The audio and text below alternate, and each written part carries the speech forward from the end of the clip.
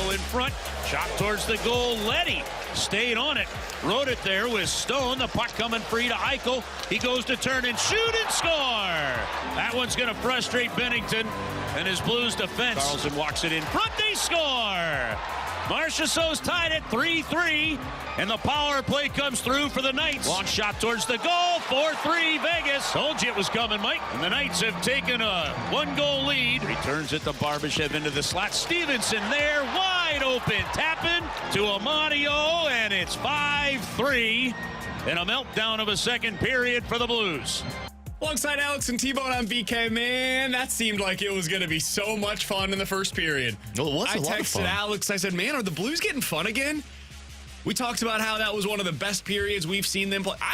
I think you can make a pretty strong argument. The single best individual period that I've seen the Blues play so far this year was the first period last night against the Vegas Golden Knights. I don't know, man. That Colorado game where they scored 8 goals, that first period where they put 3 up on them was pretty impressive. That's fair. There's been a lot of them this season where one period you've been like, this Blues team has figured it out. I think the Vegas Golden Knights, though, given the opponent, I think that's the best team I've seen the Blues play so far this year.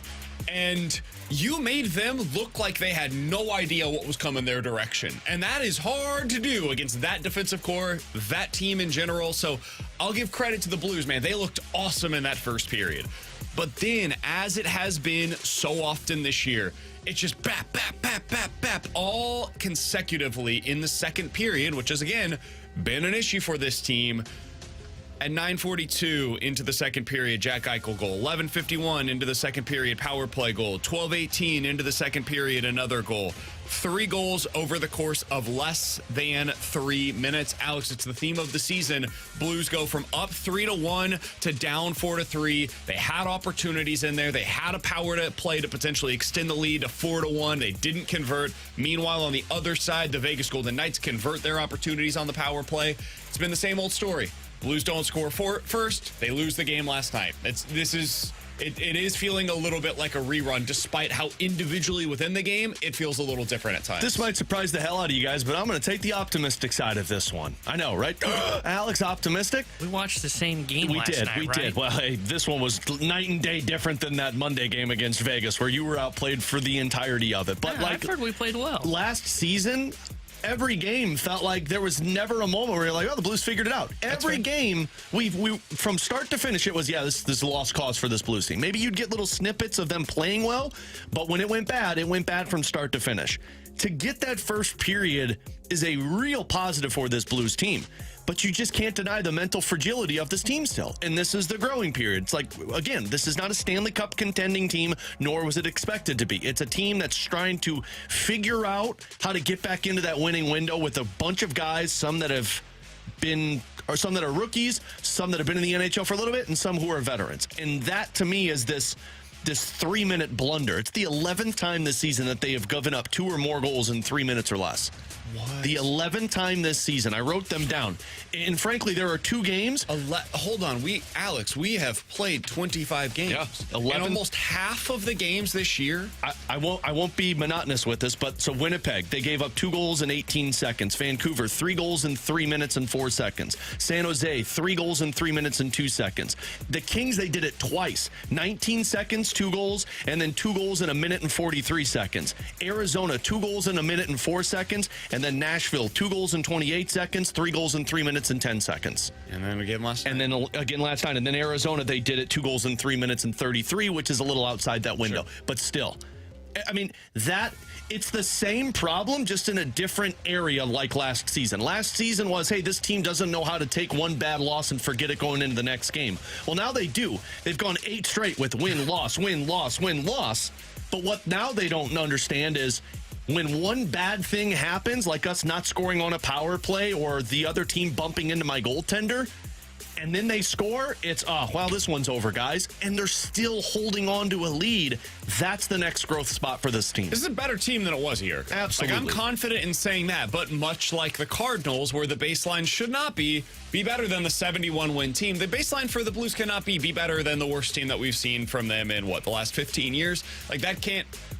I understand it's a retool, and so I get in trouble for this all the time about, hey, we're supposed to be talking about the retool. No, man, like they're showing that they're better than we thought they were going to be in 2023, and I'm going to judge them accordingly. They are so close in some of these games where it's like, man, if you can just take that one extra step, you're right there, not in contention for a Stanley Cup. I'm not judging them on that, but right there to be like a legit playoff team, man. You are right on the cusp of that right now. And if you can do this in back-to-back games against the Vegas Golden Knights, where you beat them in overtime on Monday night, and then yesterday you play what I believe genuinely to be their best period of the season, and if you have a couple of opportunities that go your way on the power play, I think you probably end up winning that game last night. For you to be able to do that against that team, who I think is the favorite to come out of the West this year to win the Stanley Cup, you're not as far away as I think some, including myself, are projecting you to be. And yet, there comes individual 3-minute stretches where they look like the single worst hockey team in the NHL. And if you don't have to eliminate those moments, if you can limit them, this can be a team that ends up, 90 to 95 points at the end of the year. We are legitimately talking about them once again as a playoff team. And if you've got Binnington and net as a playoff team, anything can happen. It's the frustrating part because you want this retool to go faster to where you see this. You've got Microwave Society, and I am absolutely somebody that is at fault for that. Like, what's a microwave society?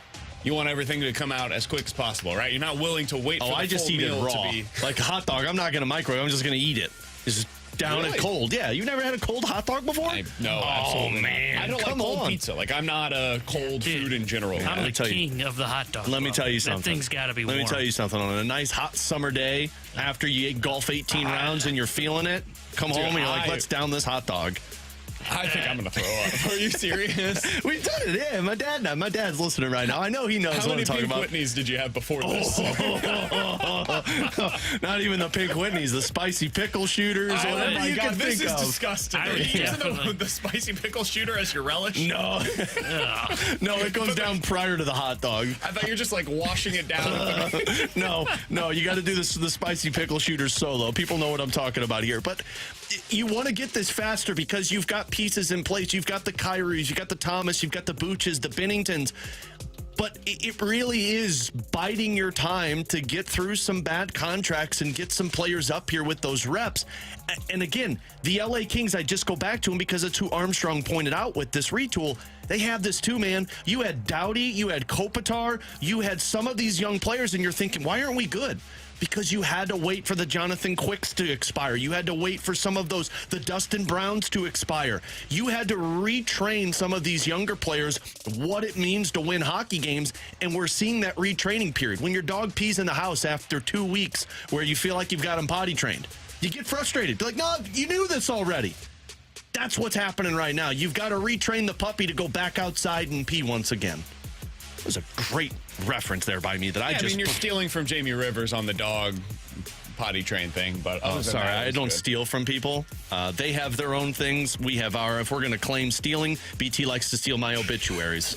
Are we really comparing this retool to a dog going to the bathroom? I was Not pretty similar, yeah. Not the retool, but the area that they're having problems with right now. The 2 or 3 goals in 3 minutes, T-Bone, it's just like... I call that a talent problem, not a retraining how to win So you're problem. saying when your dog pees in the house, it's a talent problem. Your dog's not talented no, enough. it's an animal and not intellect. playing a sport. It's a mistake. It's a mistake. And you know what you do with those mistakes? You don't rub their nose in it. You say, let's get through this together. So, as I was watching that game last night, I thought to myself, this is best to move on. I felt like Joey Vitale there for a minute.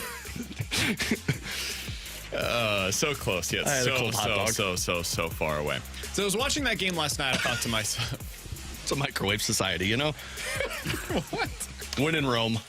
Coming up next, No, what were you thinking to yourself? 314-399-9646 is the Air Comfort Service text line to get involved in the show. You guys can always watch us as well on YouTube, youtube.com/101ESPN STL. Our studio cams are powered by the Air Alliance team. Speaking of Joey Vitale, let's just get his thoughts on this. Stop with the Microwave Society, the hot dogs, the cold pizza. Stop with all of that. We're going to get to Joey Vitale, who's going to give us his thoughts on the game last night, coming up next here on 101 ESPN.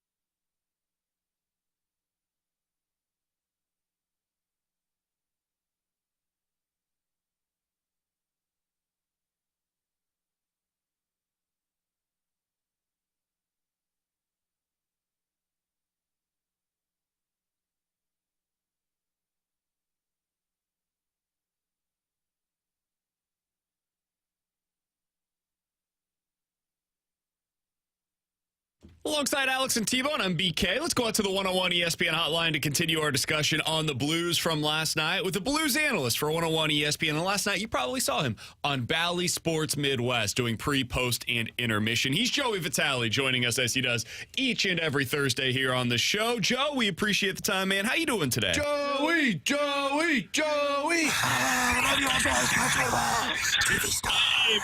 so cute. Doing great. I appreciate you. Just say, Joey didn't hear it. Cute. Joey didn't hear it. You just said he's I cute. complimented his looks. He's a fine-looking Italian fella. Cute, though? That's what you went with? Not handsome, not good-looking, Hey, man. ravishing. It just came out. All right. Hey, I appreciate all the love. That might be a little too far. Touche, sir. Sorry. All right, Joe, let's get right into this one from last night. I thought the first period was as good as I've seen the Blues play all season long. Let's start with the good before we get to the less good. What'd you see from the Blues early on in that one against Vegas? Hey, I tell you what, BK, to me, the biggest thing that stood out about that first period was the response. I mean, this isn't something the Blues haven't done a ton of this year. I thought it was a step in a great direction. You know, we all know the stat. When they allow that first goal, they're over. When they score the first goal, they're undefeated, right? So that, to me, is a great sign that you allow that first goal, Vegas comes at you, they put it in the net first, and all of a sudden, the Blues don't sit back and lick their wounds. They come out, they have some jump, a great play by Neighbours. You back it up with the Kevin Hayes goal. Then all of a sudden, another wonderful goal there by Jordan Kyrou. Elevates the building, energy in the place, and all of a sudden we got a 3-1 game after the first period, and it looked like we were smooth sailing to our first victory after allowing that first goal. So to me, it was the response in that first period. It was, and that's why that second period was so confusing, Joe. And we've talked a lot about this in the past on this show. We've done it on pregames, but that's the 11th time this season that the Blues have given up 2 or more goals in a 3-minute span. What's happening with this team when one goal goes in and the rest follow? Well, it's a streaky bunch, that's certain. I mean, you look at different teams across the National Hockey League, and there are different characteristics that stand out about the group. You know, even Jordan Binnington, Alex, was asked about this question after the game, and, he kind of shrugged his shoulders. He just wasn't sure.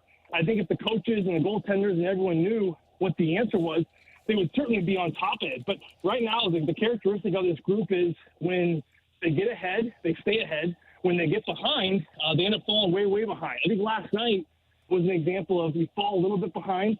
You end up maybe panicking a little bit as the Golden Knights in that second period tie it. Goaltender interference, maybe not. They decide not to challenge. I actually support Craig Berube. I think it was a really good non-challenge. I don't think they would have won that challenge. And then instead of kind of, getting back to the playbook and getting back to the chalkboard about what we need to do, what we did in the first period to be successful, then all of a sudden it kind of goes into panic mode, and the group kind of falls apart, and a lot of uncharacteristic penalties, including too many men at the end of that second period, and then sportsmanlike in the third. I think the turning point in the game when the Blues really just fell off was the too many men at the end of the second period, because if you look at that penalty, that's the one Amadio scored in, which made it a 2-goal game at that point right before intermission. Joe, we made a lot of the Blues' new defensive structure early on this season, but there have been games recently where even in that 2-1 win at Vegas, they gave up a ton of opportunities.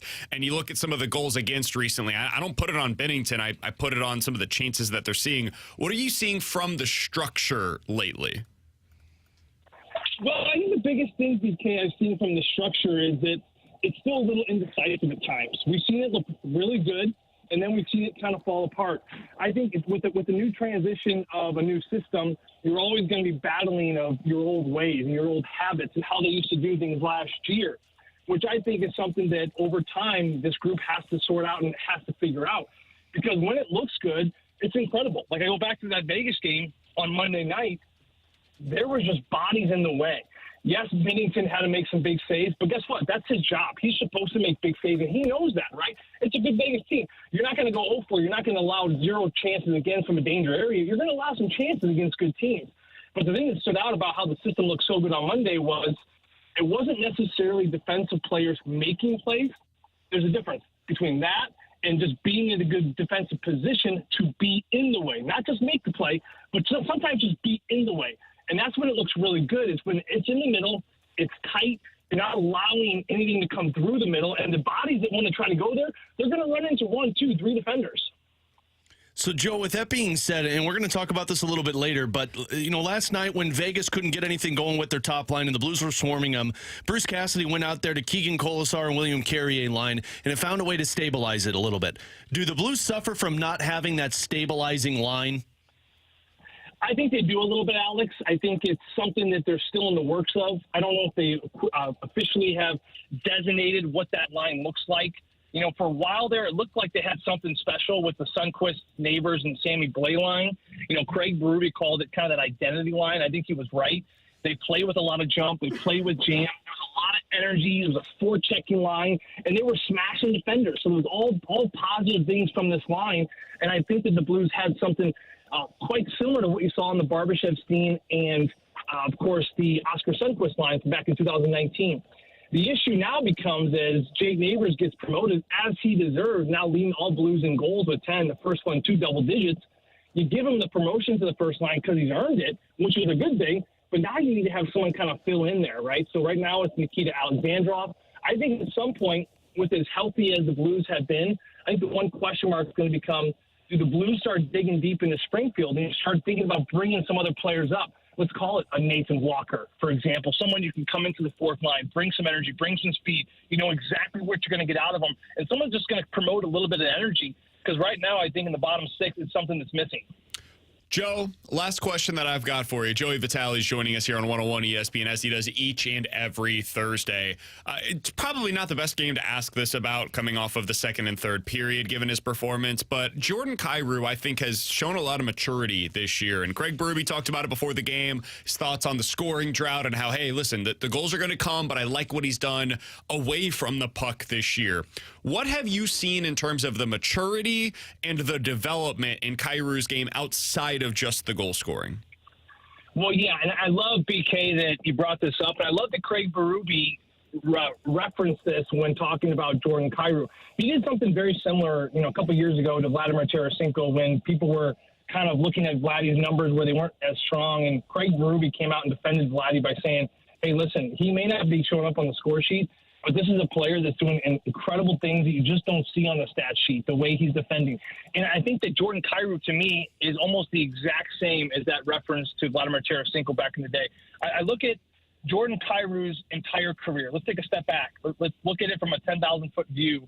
When he retires, we're going to look at this particular year, and we're going to say, you know what? He learned a lot this year. Again, it didn't show up on the score sheet, but look at the player he retired as, and it's because of this year he learned how to do things that didn't show up on the score sheet. He defended better. He took care of wall plays better. He managed the puck better. He's doing all these little nuts and bolts things right now this year that it takes to become a complete player. Again, you're going to shy away from numbers at times. You're not going to get the offensive production you want.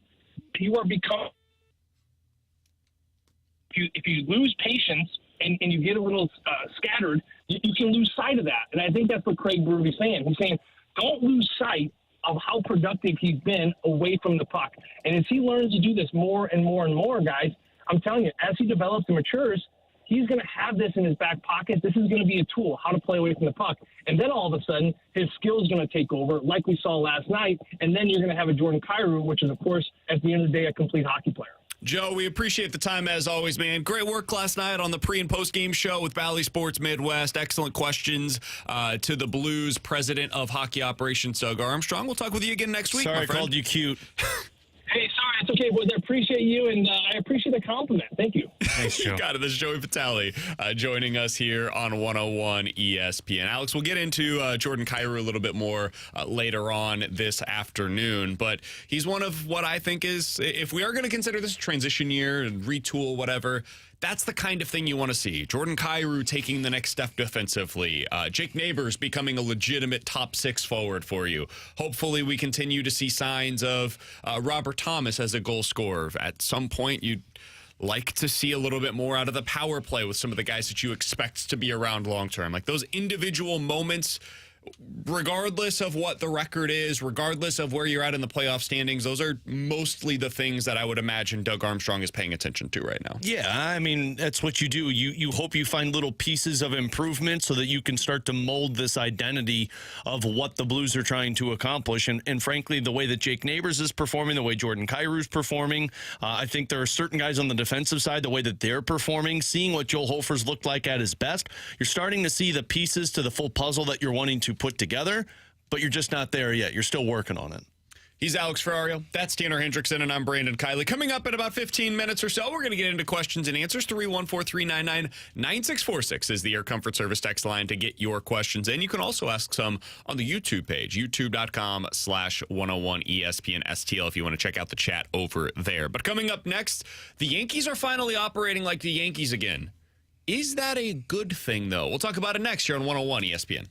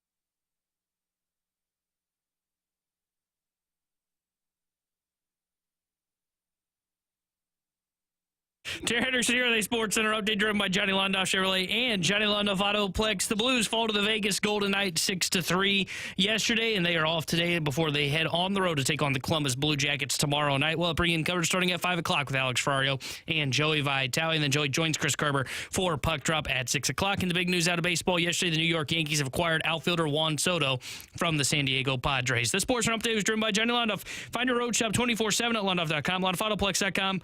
Are you kidding me?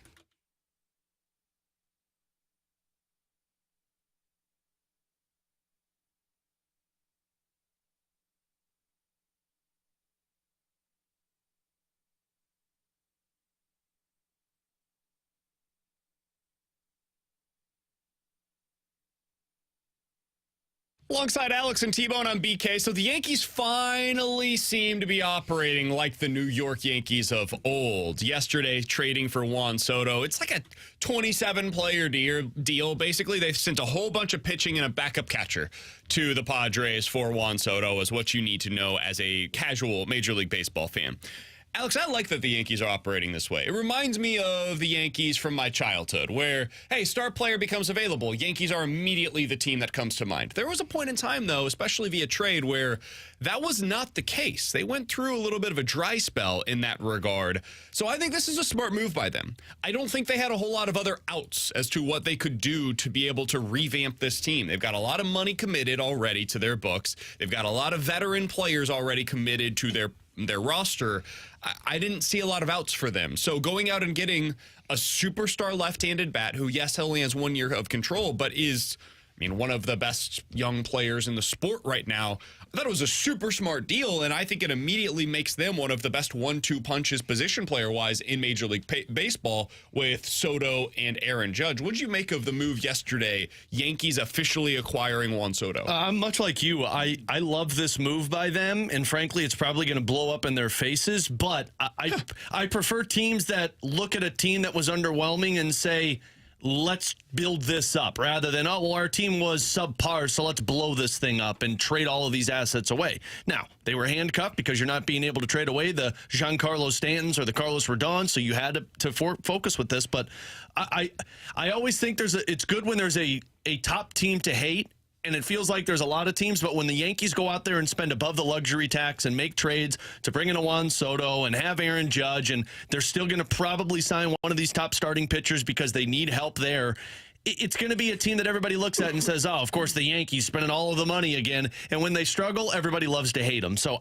I think it's always great for baseball to have villains. Yeah, I like the trade by getting Juan Soto because if it works out, you just got, as BK said, one of the best young hitters in the sport, and that guy's going to hit a crap ton of home runs with that short porch in right field. And in their case, if this does go poorly, and I think they feel a lot like the Mets of last year where they're spending a boatload of money on a bunch of talent that's like just okay outside of Aaron Judge and Juan Soto, then they can move on from Juan Soto at the end of the year, let him walk in free agency and get a draft pick in return. Now, it won't be as good because they're probably going to exceed the Cohen tax, but either way, I don't mind the trade from the Yankees' perspective because they had to do it. They had to make this kind of move, and it does add a little bit more star power to their lineup.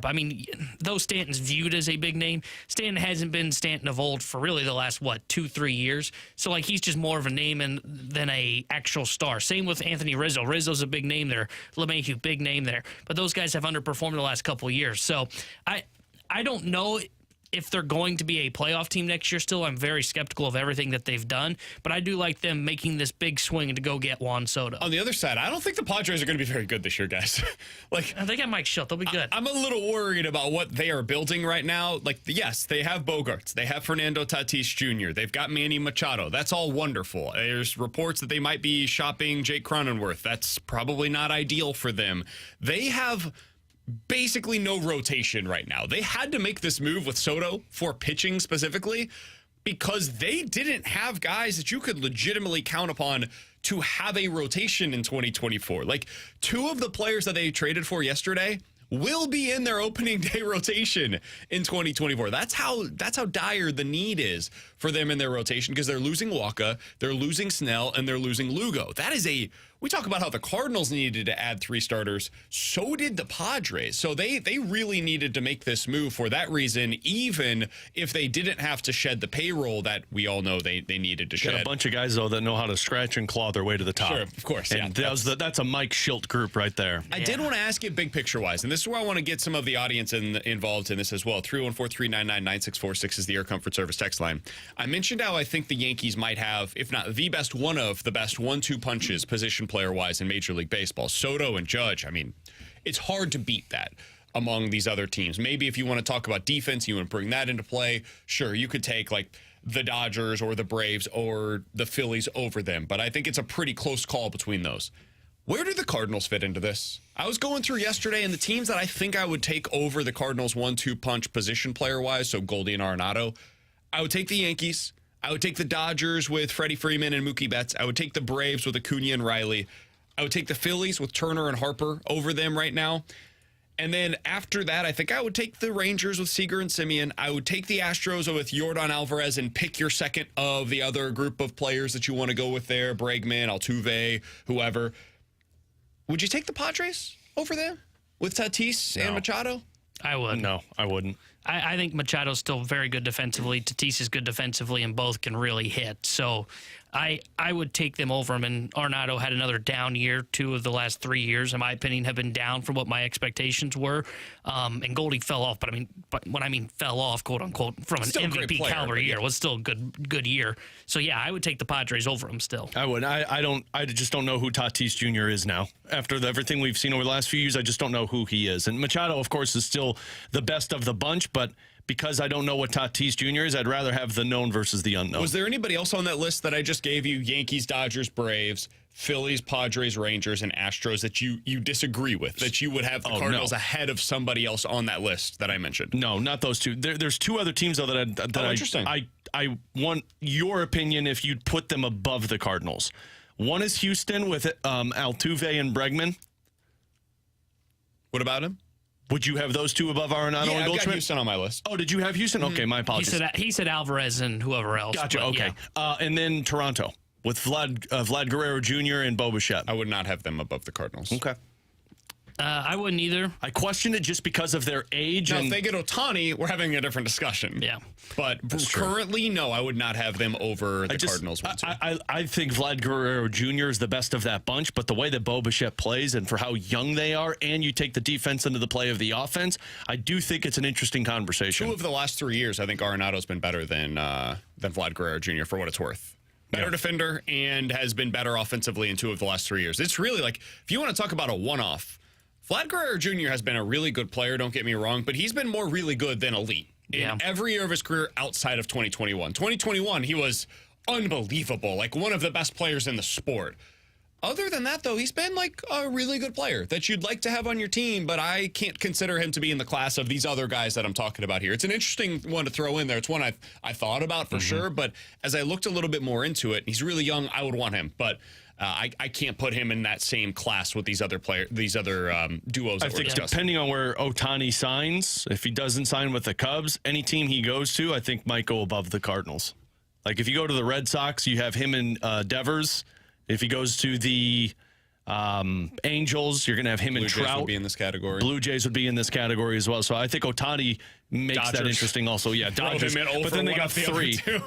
Unbelievable. Like Ohtani and Betts would be one of the best 1-2 punches that we've ever seen in the history of baseball. And I don't think I'm overstating that because I think both of those guys are, going to be future Hall of Famers for sure. And they'll go down as top 50 players in the history of the sport probably. I think it's a best 1-2-3 punch in all of baseball. Add in Freeman there if you want to go. 3? Yeah, I agree. I'm talking historically. Oh, I would throw that top 3 into that conversation. I think Freeman's still one of the most underappreciated players in all of baseball. I agree. He's been awesome even when he left Atlanta, and he really picked it up down the stretch of his career in Atlanta. Dude hits 300 every single season. Yeah, I think that matters, and he can hit 30 home runs as well and drive in 100. The reason why I bring this up, you guys want to talk about World Series contenders? No. Let's look up and down this list that we're just talking about.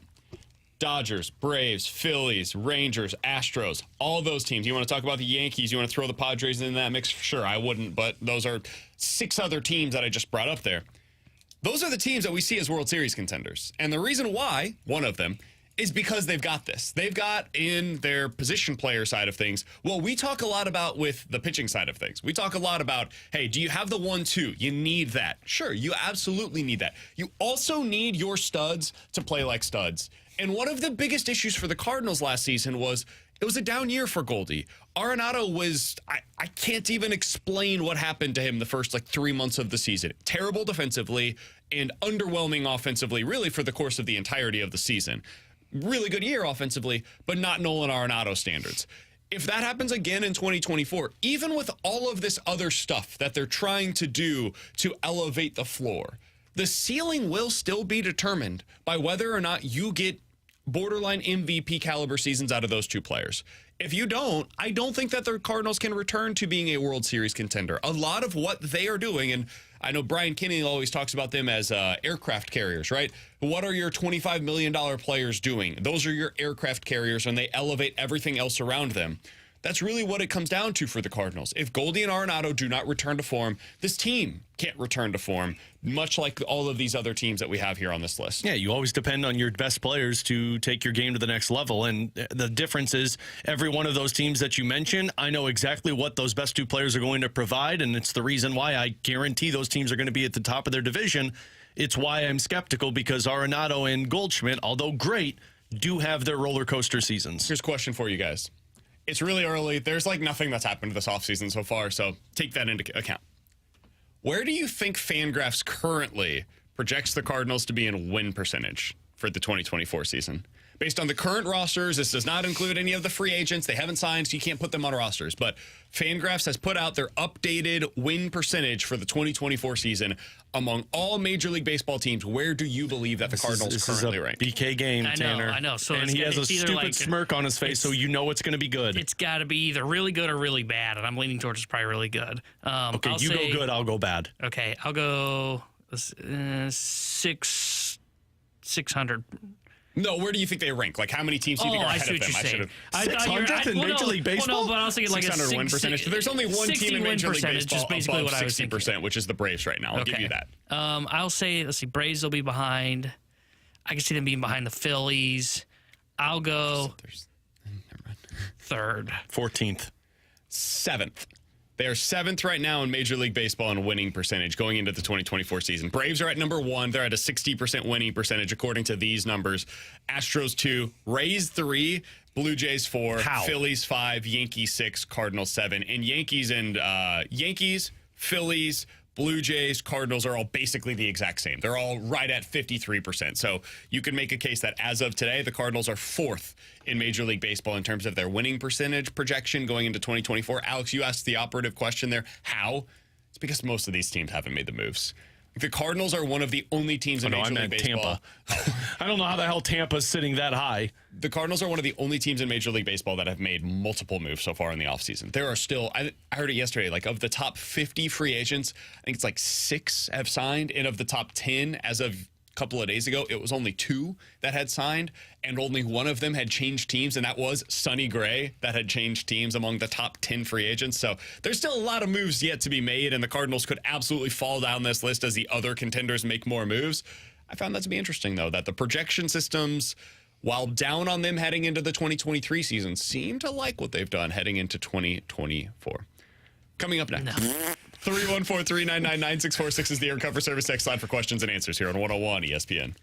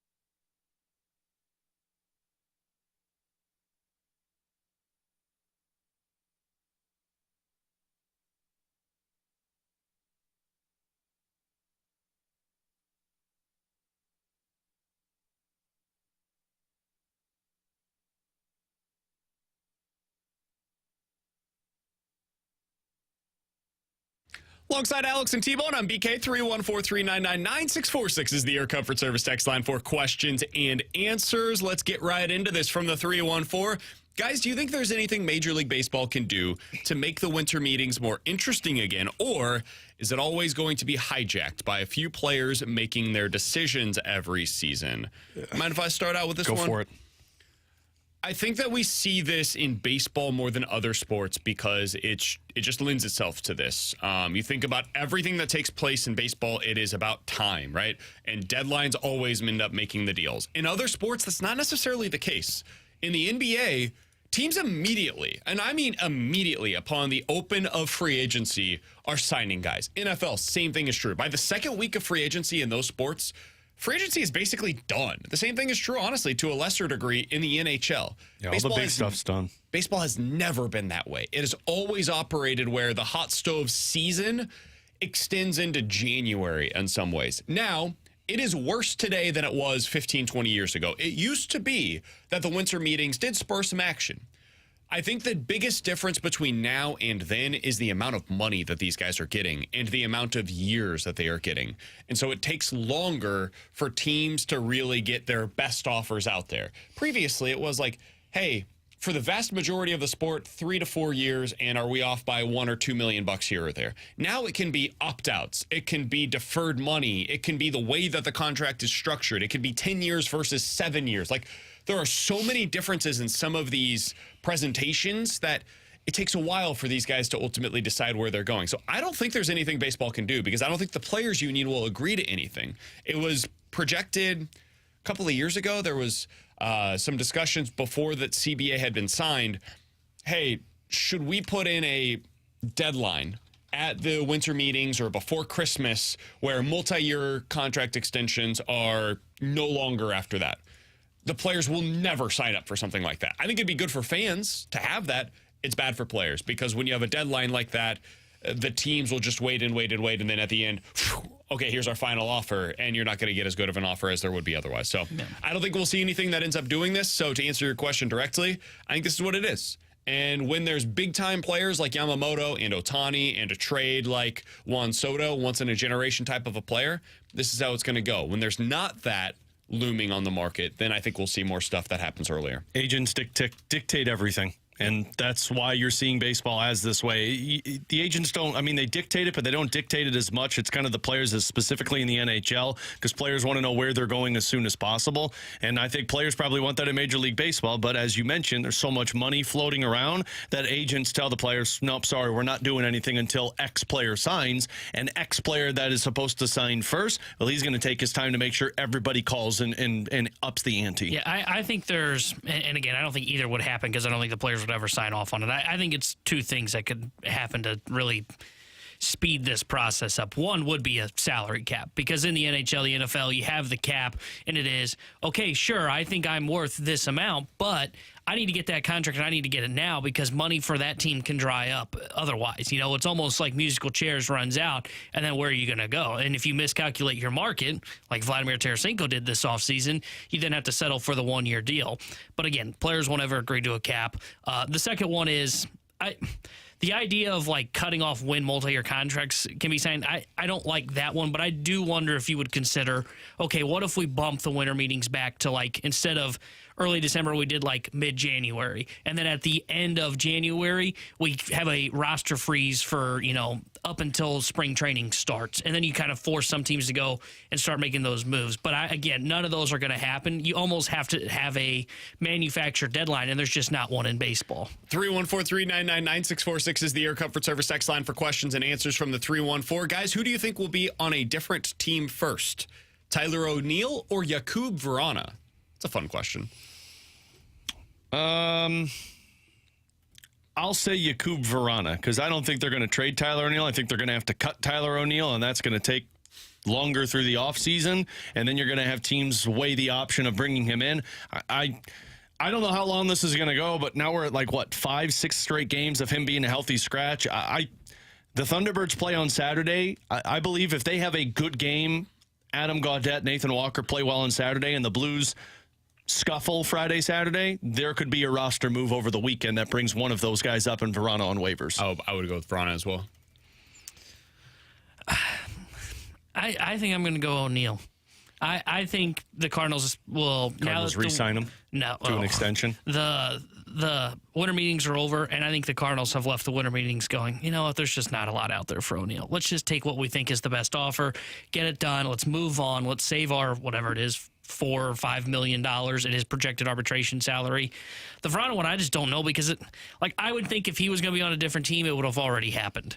And for whatever reason, I still feel like they want to try and make it work with him. And maybe it's just because they feel like if they can make it work and he starts to click, then the power play takes the next step if you put him on one of those units. From the 618 guys, do you think that Jake Neighbours will get a contract extension here in St. Louis before his rookie deal expires? Probably not. My guess is you let the rookie contract play itself out so you can kind of see where your cap's at after next season. Plus, if I'm Jake Neighbours, why would I sign a contract? I want to see if I follow this season with 20 goals, follow up with 30 goals next year, I'm going to be looking at a longer-term contract coming out of that rookie deal. So I don't think so. I think the Blues probably approach it, but I would say you're going to wait this one out until he's an RFA because he's your control anyway. Yeah, if I'm both sides, I would wait it out. If I'm Jake Neighbours, I would wait it out because of what you said. Can I go on, improve upon whatever he finishes in goals this season and points? And if I'm the Blues, I would say, okay, let's wait and see if he does it again because I don't even think the Blues expected him to be this. And when I mean this, I mean a guy that's projected for, what were you saying earlier in the office, 30 goals right now? And again, I don't know if he'll get there this year or not, but I don't think they saw him being this kind of goal scorer, this kind of producer. I think they knew he'd be a fringe top 6, but definitely a top 9 guy. I mean, he's playing on your top line right now and looks awesome doing it. So I think the Blues are a little bit surprised themselves in what they have. Totally agree. I think they should re-sign him, though. I would give him an extension if he's willing to consider it. And he seems like the type of player that might. Like, I could see him saying, hey, just lock me in. I want to be here in St. Louis. I want the certainty.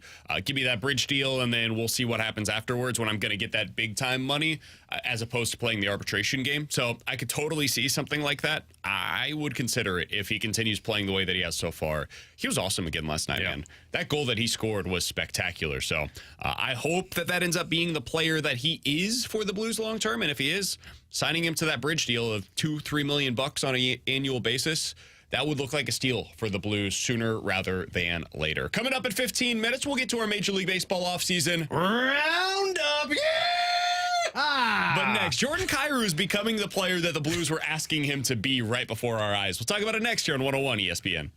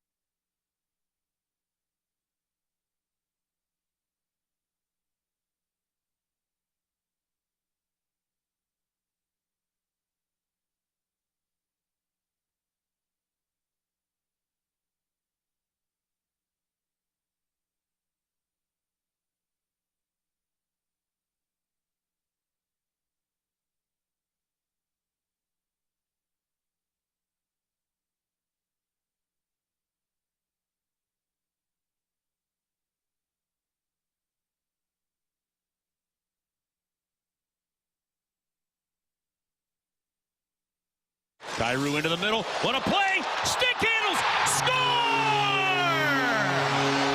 Jordan Kyrou is flying tonight. 3-1 St. Louis. Alongside Alex and T-Bone on BK, you got BK and Ferrario here on 101 ESPN. That's what it sounded like last night as Jordan Kyrou with one hell of a goal. Alex, Kyrou had been struggling when it came to the goal-scoring side of things, but his all-around game, while not perfect, I will concede that text line, 314-399-9646 is the Air Comfort Service text line. I am conceding the fact that Jordan Kyrou is still a below-average defensive player.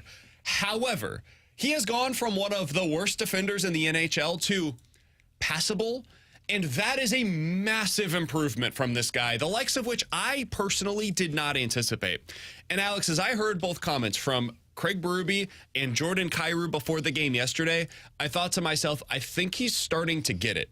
Like, I think it's starting to click with Kyrou of what they have been asking him to do. Let's first start with what Craig Berube had to say yesterday before the game on what his thoughts were. This is, again, before Kyrou had that goal yesterday, what his thoughts are on Kyrou's performance this season. You know, he's got to stick with it. I think once they start to go in, I think they'll go in bunches personally, but it's just about him staying with the game plan and doing other things that are important to the team if you're not scoring.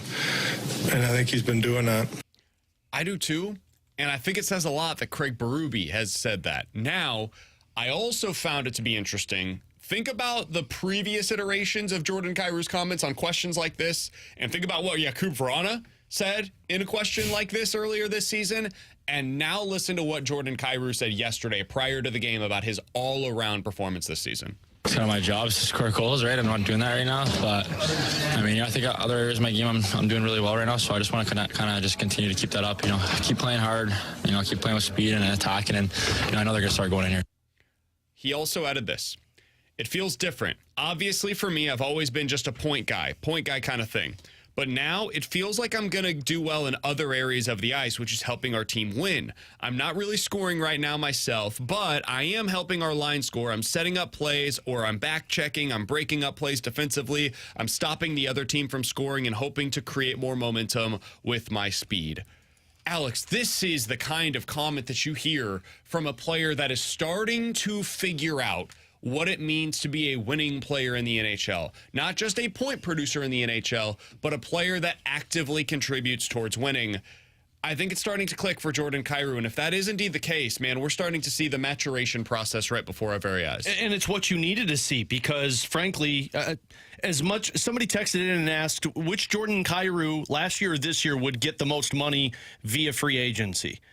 And I would argue this season because teams want goal scorers, absolutely, but you don't want goal scorers if they become a liability. If you don't believe me, look at what Mike Hoffman's market was after the Blues. Look at what Jakub Vrana's market has been.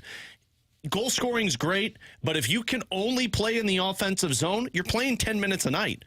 And you're not going to be on the ice in crucial situations. Jordan Kyrou is starting to get more responsibility. And to his point of he's starting to get more points for his line, I wanted to look this up. So November 26th was when he was put on a line with Kevin Hayes.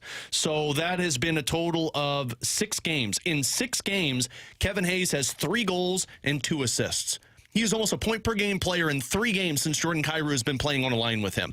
So, yeah, he's not scoring the goals right now. That's going to come. You don't end the season with a 5 shooting percentage. You end it always, the cream rises to the top, as Darren Pang used to say. But if you're telling me I'm going to get a Kevin Hayes who's going to be a guy who could score 20 goals because Jordan Kyrou is creating those assists, I'm all on board with that. And I understand everybody is going to respond to this conversation and say, oh, if you think he's making steps forward, look at that goal that Jack Eichel scored. There are going to be hiccups in every single player's game. There are going to be defensive lapses. He was on the ice for 1 minute and 51 seconds prior to that goal. You're gassed.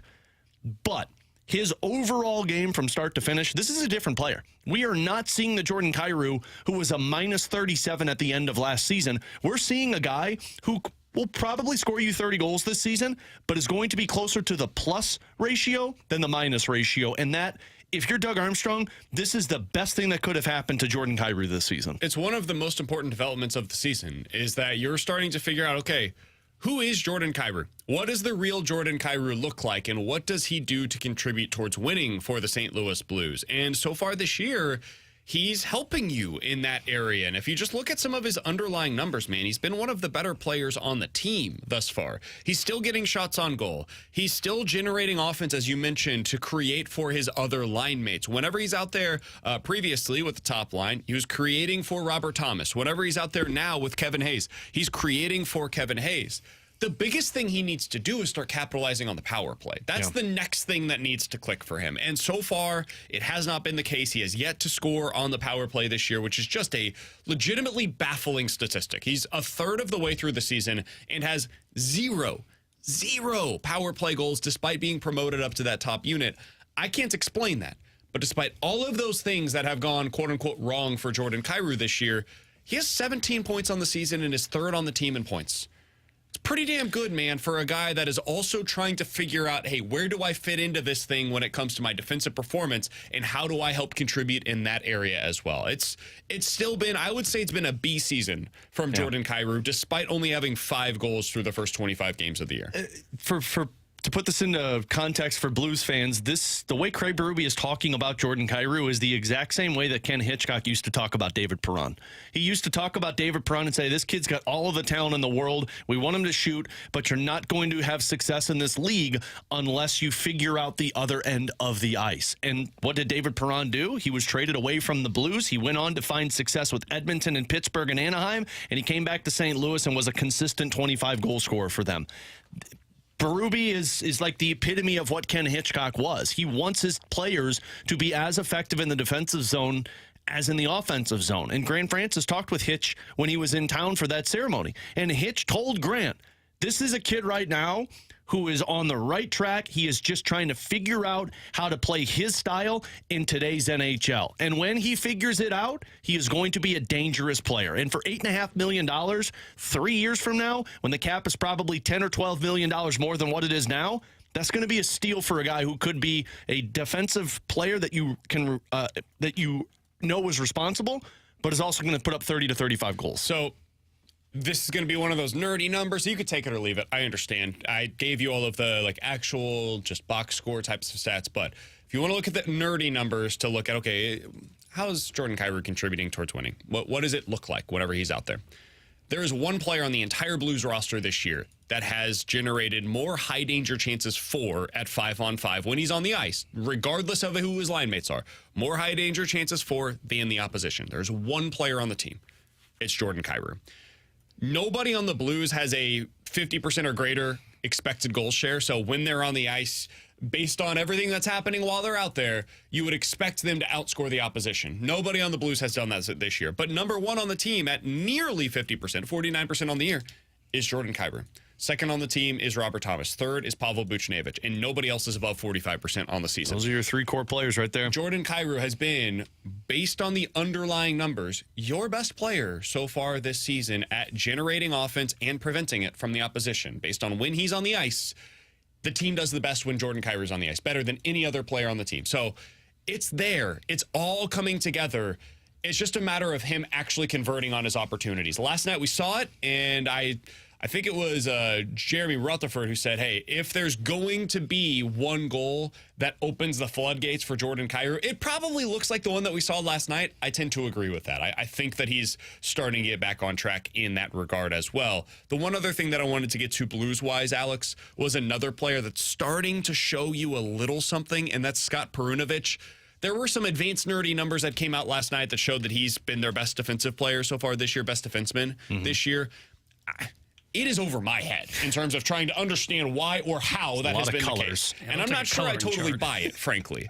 But, Alex, are you seeing anything right now from Scott Perunovich? And if so, do you think it's time to give him a bigger role on this team? Yeah, I do. So the graph that they sent out, it's hieroglyphics. Good luck. Yeah, and the description next to it basically said what his chart looks like is eerily similar to what Jake Wallman and Vince Dunn's charts looked like prior to them being moved away from St. Louis. And if you remember, Vince Dunn, he got a short time where he was looked at as a top pair defenseman, but his entire time in St. Louis, much like Jake Wallman's, was you're a third pair defenseman, and you're not going to go anywhere else from there. And then they go on to Detroit, they go on to Seattle, they're used as top pair defensemen, and they start to generate a lot more noise and recognition, and now both are viewed as offensive weapons on the defensive side.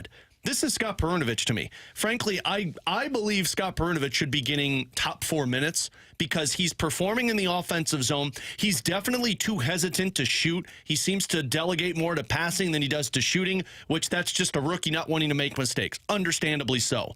But when he's in the offensive zone, he's got the skill and the skate skill to be able to toe the blue line, much like a Cale Makar or a Quinn Hughes, and find the open lanes. If you're giving this guy 18, 19 minutes a night, you're going to see more shots on net from the blue line, much like Vegas did last night. More traffic in front. That's how you create more goals. And defensively, he hasn't been a liability. How many games could you guys think of where we say, oh, Scott Perunovich was in a tight spot there? I can't think of many. So T-Bone mentioned this earlier, and I think he's right. I just don't really notice him a ton. And that is a great thing to have for this team. And by no means, you know what? Maybe you hope he can play with Colton Parayko. That's not what I'm saying right now. But Scott Perunovich should be playing with a Justin Falk 18 minutes a night because his impact in the offensive zone is what the upside is, why you drafted him in the second round, and you're not going to get that on third pair playing 12 minutes a night. And if he's a defensive liability, guess what, guys? The other guys have been defensive liabilities too. Money Puck says the top 2 pair of defensemen that you have are the 2 worst defenseman pairs in the National Hockey League. Oh, God. So I don't really think it can go worse from where you're at right now. And to that point, like I said this in the office, and you just brought it up, BK.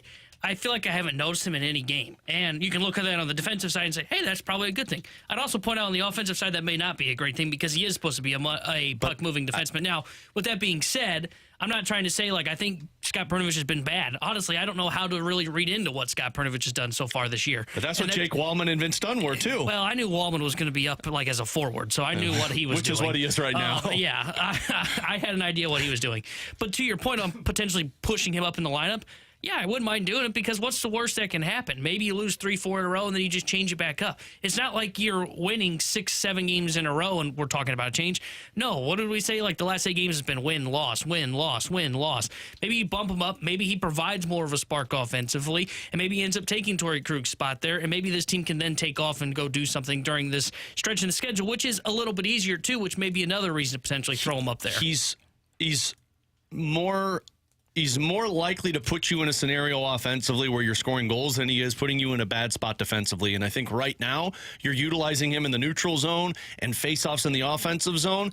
I think you need to be using him in a situation with a Justin Falk to where both guys can be offensive weapons, or you put him with a Colton Parayko at times. They did this in preseason an awful lot, which tells you they expect upside. I personally believe it's time to give him that upside and let him run for a little bit. He's Alex. That's T-Bone on BK. Coming up in about 15 minutes or so, there was a big pitcher that signed yesterday in Major League Baseball free agency news. Would you rather have him on that contract or the 2 back-end starters that the Cardinals ended up acquiring? We'll get into that coming up here in just a little bit, but coming up next, it is time for the latest edition of the Major League Baseball offseason Roundup. Yeah! Here on 101 ESPN.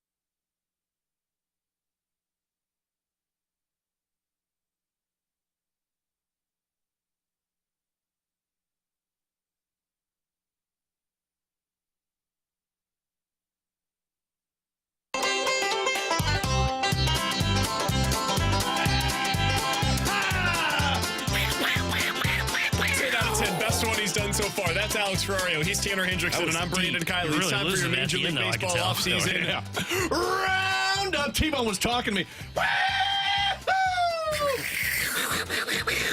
All right, let's start out with the big move that happened last night, Alex. Oh, yeah? What happened? The Cardinals make a move? Candelario has a deal in place with the Cincinnati Reds. It's 3 years. It's $45 million. There's a club option for 2027 as well at $15 million. This could be a 4-year deal worth $60 million. What a move. Candelario was a no-name up until this past season. Really nice year for Candelario. However, this is a guy that is an infielder, Alex, and the Reds have 100 of them. What are they doing? Not great infielders, though, and now they have one in Jaimar Candelario. What are they doing? What am I missing here, Alex? I would imagine you want more options. I mean, defensively, were they good at third base? Because wasn't third base like the position that they were just kind of plugging people into and seeing if it worked? That was 2 years ago, and it was Suarez was there. But I thought they used 3 years Suarez ago. at shortstop. Well, he's not there anymore. Well, I know he's not there anymore, but it wasn't felt there like last year either. I thought third base was their weak spot last season, and They that's used what McClain and De La Cruz there. and De La Cruz they're hoping is a shortstop, correct? Yeah.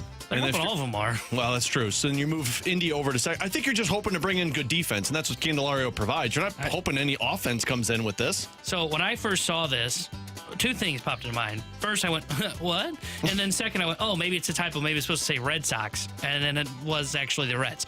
But I think maybe tinfoil, I wonder if they're going to be trading both India and another player from their depth chart there at the major league level to go get a starting pitcher. Whether it be Dylan Cease, surely not Glass now, but maybe they're working on something with like Miami, for example, or the Seattle Mariners. Like, that's kind of my theory, is that this is okay, we're going to bring him in. We think he's a really good player.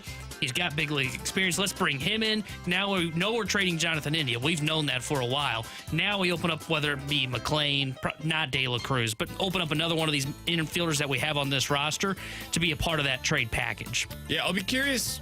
Ooh, he's not good at third base. No, I think he's more likely to play first base than third base, if I'm being totally honest with you. Candelario? Yeah, I would just move him there. I would play him at first and say, okay, hopefully you provide us a little bit of offense and figure it out from there. But man, this is a guy that, depending on the season, has been very up and down in terms of his performance offensively. In 2021, really good, 20% above league average. The next year, 20% below league average offensively. And then last year, rebounds with another 20% above league average offensive season.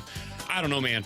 I would not have committed $15 million per year to him. I feel like there's other ways that you could have utilized this money in a better way. But I guess credit to the Reds. At least they're spending on their team now, which is a better version of the Reds than what we have seen in recent years. This is just not the route that I personally would have gone. I also think it speaks to how bad this free agent position player class is. There's just not a lot of good players out there, and it's why I think eventually you're going to see Tyler O'Neill get moved. I don't think you're going to get a ton for him, but I think somebody will trade you a reliever for him because of how bad this class is, dude. This is why it's the wild, wild Midwest. Yeah!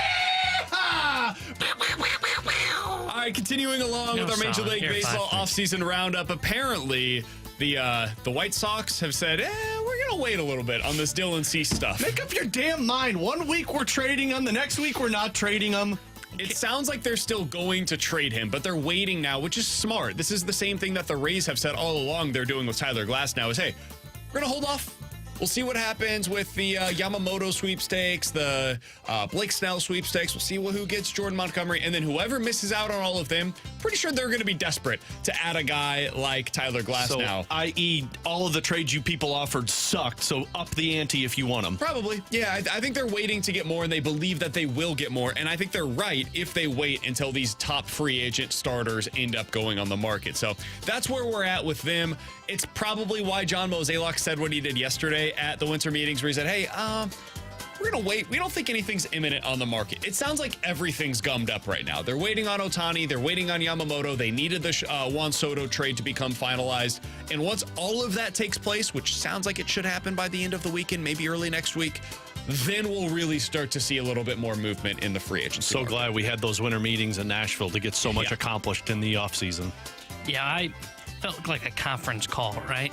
Nothing gets done. Those conference calls are the worst. To be honest, like, this was the least shocking report I've ever seen tweeted out. Where outside of Morosi connecting everybody to everybody, because it does make sense. You have to wait. You have to see where the free agents go, because teams would much rather spend that dollar than give up on their prospects, because they're always afraid of trading away the next best thing. So it's not shocking. Right now you're at the point where you have to blow them away with an offer. I'm not stunned that the White Sox want to hold on to season. I'm not shocked that Glasnow didn't get moved here at the winter meetings either. Speaking of JP Morosi, speaking of Tyler Glasnow, according to Morosi, the Cubs are one of the teams that are in discussions with the Rays for Tyler Glasnow. The Reds are another team that have talked to the Rays about Glasnow. Again, all of that is according to JP Morosi. The other piece of news here as it relates to the Cubs, though, is they're also in on Shota Imanaga and Yamamoto. They are in on all of the big pitchers, it sounds like, right now, and they have not conceded the idea of getting in on Shohei Ohtani. I think you can go ahead and write them off. I don't think they're realistic candidates there. How would you feel as a Cardinals fan, Alex, if the Cubs ended the offseason with Tyler Glasnow and Shota Imanaga, one of the scenarios that we certainly discussed a lot here in St. Louis that the Cardinals could have done? Did they upgrade their offense? Because that's my... Let's say they bring back Bellinger. They basically have the same offense, but then they added Imanaga and Tyler Glasnow to the rotation. I'm a little. It's not as clear that the NL Central is yours. I think there's going to be somewhat of a battle with the Cubs, because that's a really good 1-2 punch. It's a better 1-2 punch than you have with Glasnow and Imanaga. And if you bring back Bellinger, your offense was pretty in a really good spot. And we've already heard David Kaplan tell us yesterday that they've got some pieces coming up. So that makes the Cubs a lot more dangerous, which means the NL Central is going to be a little bit more difficult unless you make an upgrade to your pitching staff. I mean, I think you and the Cubs would be co-favorites for the division. I don't know if they significantly have upgraded the offense enough to go past you, but I mean, they've got a better rotation than what you have. I mean, you've got the Sonny Gray, and they're going to counter with Justin Steele, Imanaga, and Tyler Glasnow. Yeah, that's a much better 1-2-3 punch than whatever the hell's behind Sonny Gray in your rotation, how you throw them out there together. So I think you're probably co-favorites, because I think your offense is better. But again, like, if they bring in another piece outside of Bellinger, then I think the Cubs become the favorites in the division. Elsewhere in the NL Central, the Brewers are active on the trade market. Unfortunately for them, it's about trading away pieces as opposed to getting some big-time pieces in return. According to Ken Rosenthal, there have been discussions between the Dodgers and the Brewers about Corbin Burnes potentially going to the Dodgers. The Dodgers are in on everybody, man. Like, literally everybody that is a big-time free agent or trade target. They've probably inquired about them so far. The piece that I found to be really interesting here, though, is not just that the Dodgers have been intrigued by Burnes. Everybody should be. It's that they have discussed the possibility of adding Willy Adames into this deal as well, and sending Gavin Lux to the Brewers in return to give them a potential shortstop plan there long term. Alex, if you're the Brewers, are you interested in acquiring Gavin Lux in a potential Corbin Burnes deal? I don't think so, because if it was just Corbin Burnes, I'd be all on board with it. But I think if I'm the Brewers, I'd like to keep Willy Adames. Willy Adames has been good. Man. He's got 1 year left, I believe. Oh, he's going to get expensive then? Before he gets to free agency. I mean, to me, that's as close to a win-win as you can ask for. I mean, you're not going to win any trade when you give up Corbin Burnes, but you know you're not keeping him. And Gavin Lux is a pretty good infielder to have for that group, especially if you're trying to kind of reset the table.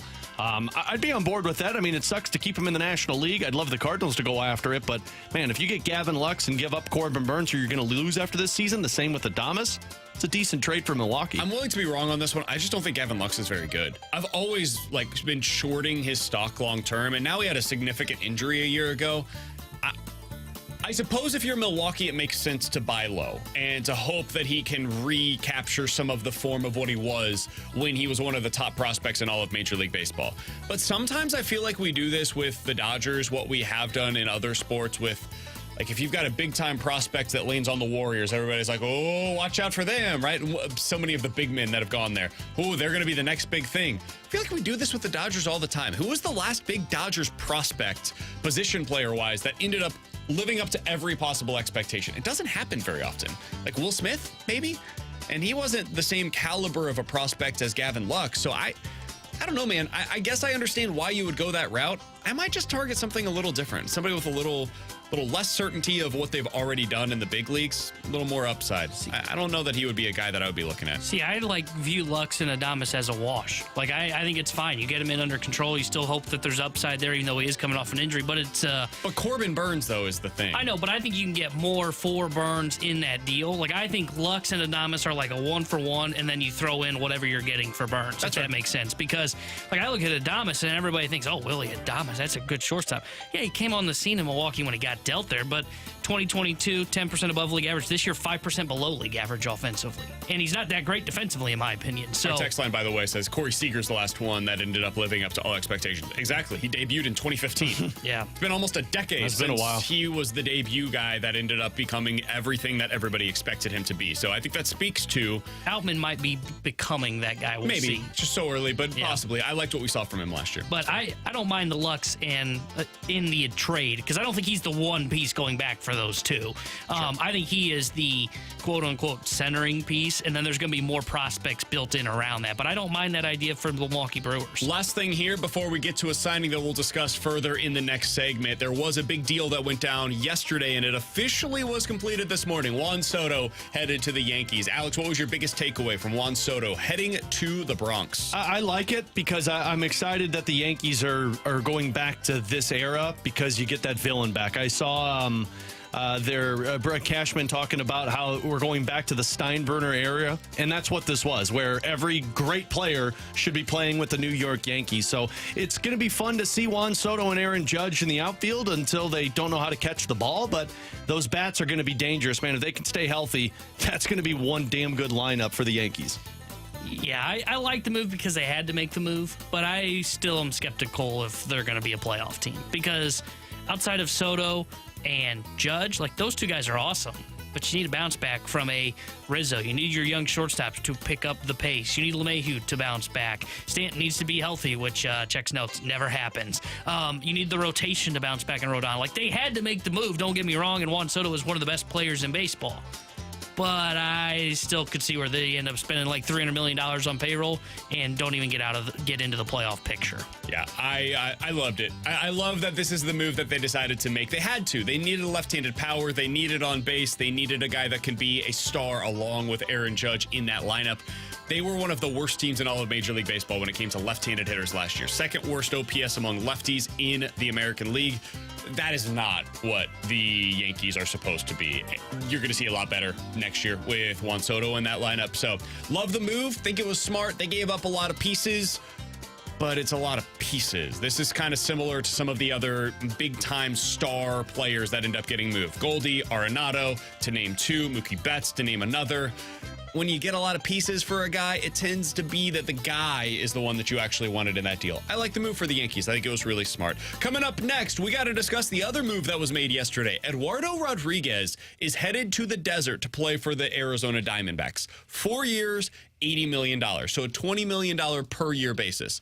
Alex, would you rather have Eduardo Rodriguez on that deal for the Cardinals or the two back-end starters that they ended up signing? We'll get into that coming up next here on 101 ESPN.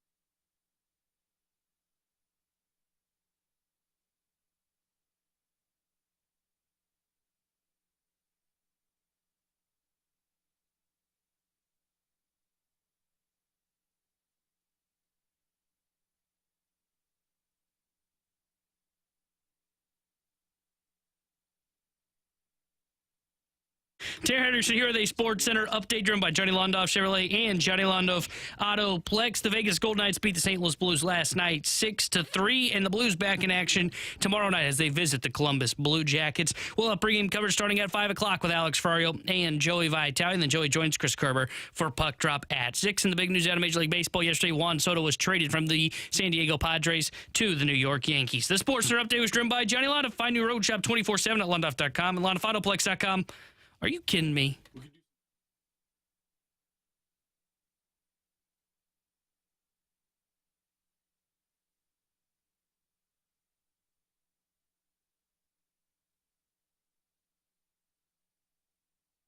Alongside Alex and T-Bone, I'm BK. You got BK and Ferrario here on 101 ESPN. We'll get to the junk drawer here in just a little bit. But, Alex, there was a big move yesterday by the Arizona Diamondbacks. Kind of came out of nowhere. Eduardo Rodriguez, who I had seen zero buzz about all offseason, decided that he's going to take his talents to the desert.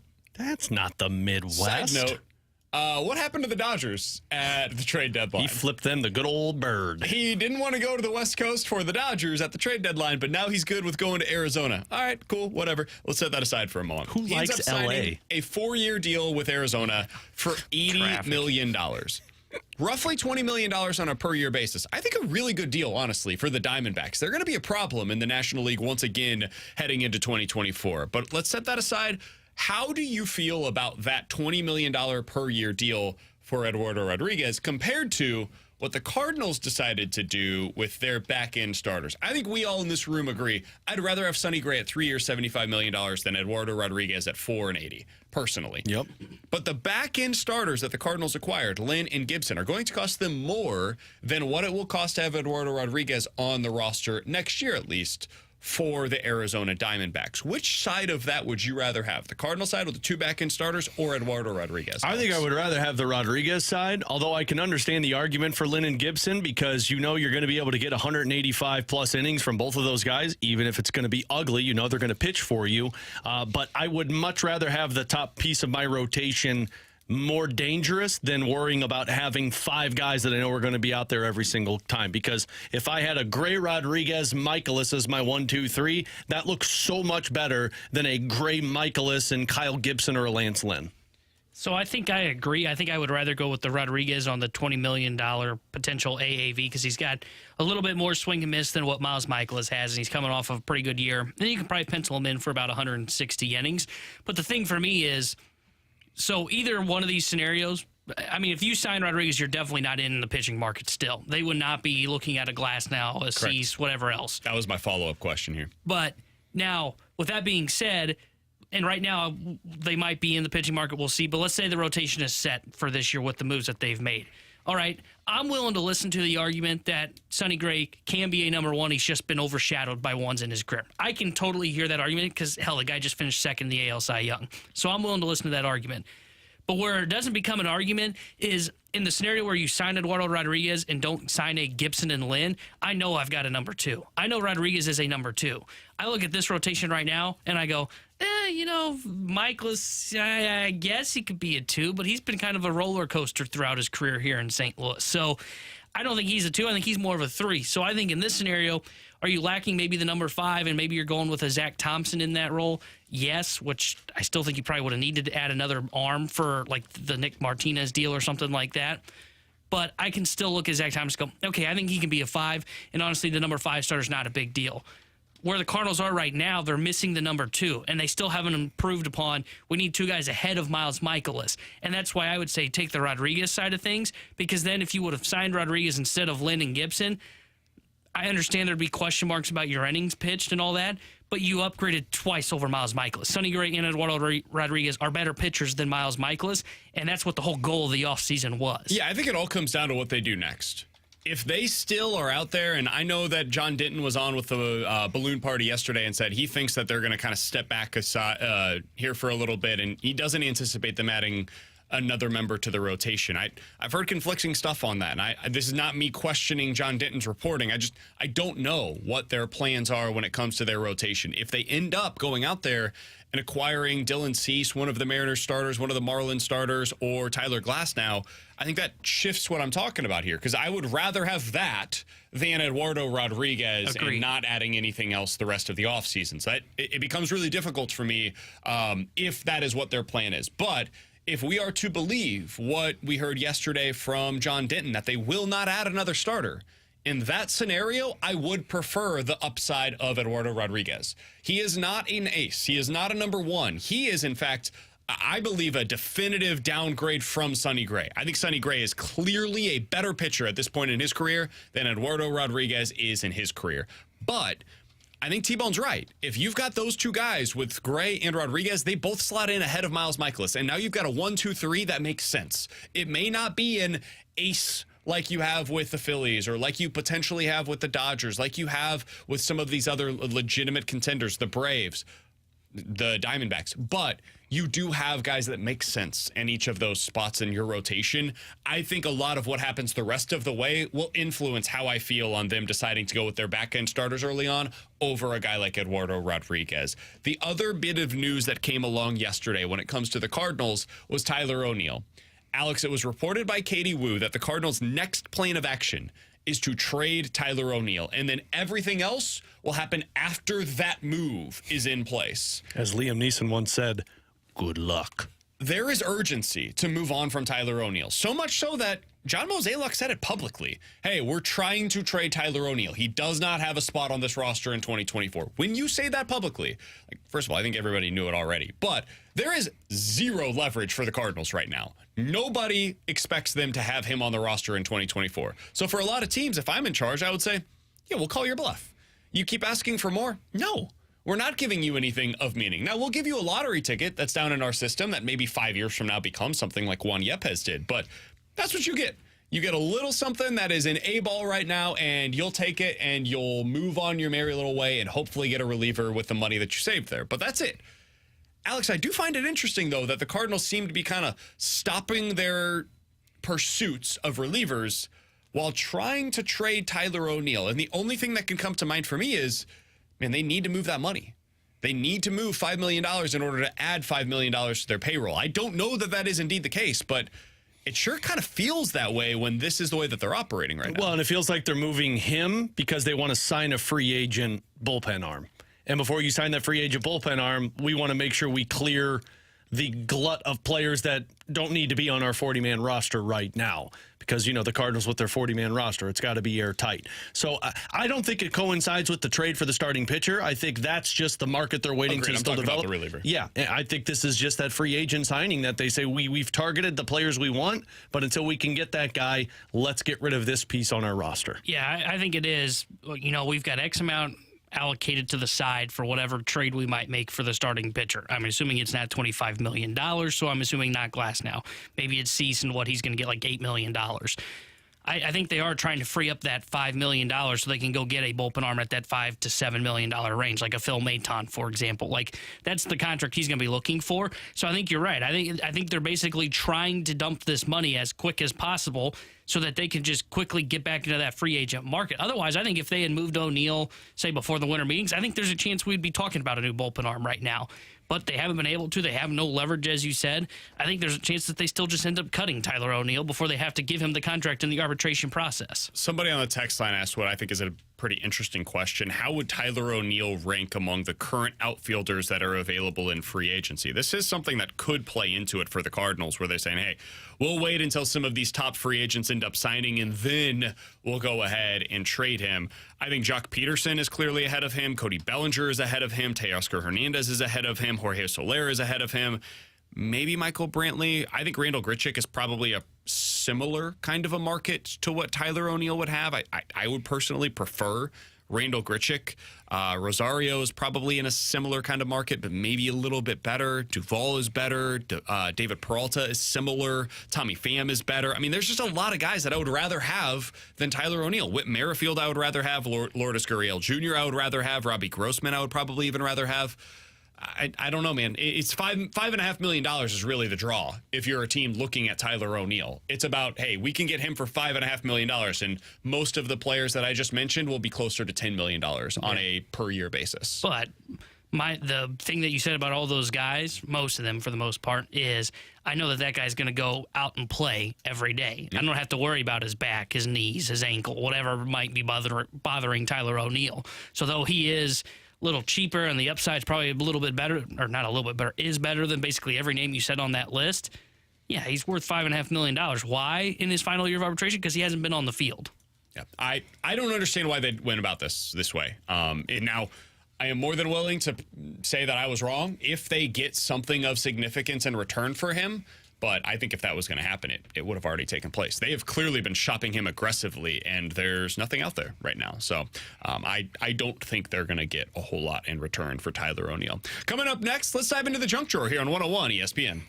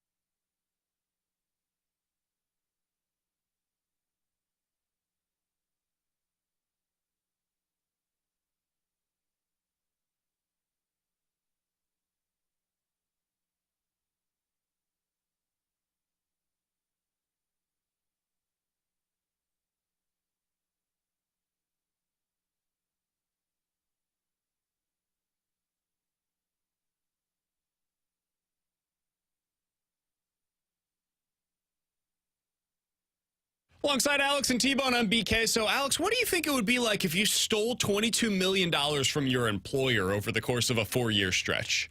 High anxiety. Somebody would figure it out. But I'd be living lavishly until somebody did. We should ask Brett Cecil. Yeah. He'll let us know. Really? Wow. Really? I mean, you were wrong, but we didn't have to put his name I think on. that was the one. Unbelievable, man. No. I probably would have gone like Andrew Miller. See, he at least was available. What? He made up a blister on his toe to be out for like 3 I think months. the Cardinals made that up for him. How much do you steal from the company? Yeah.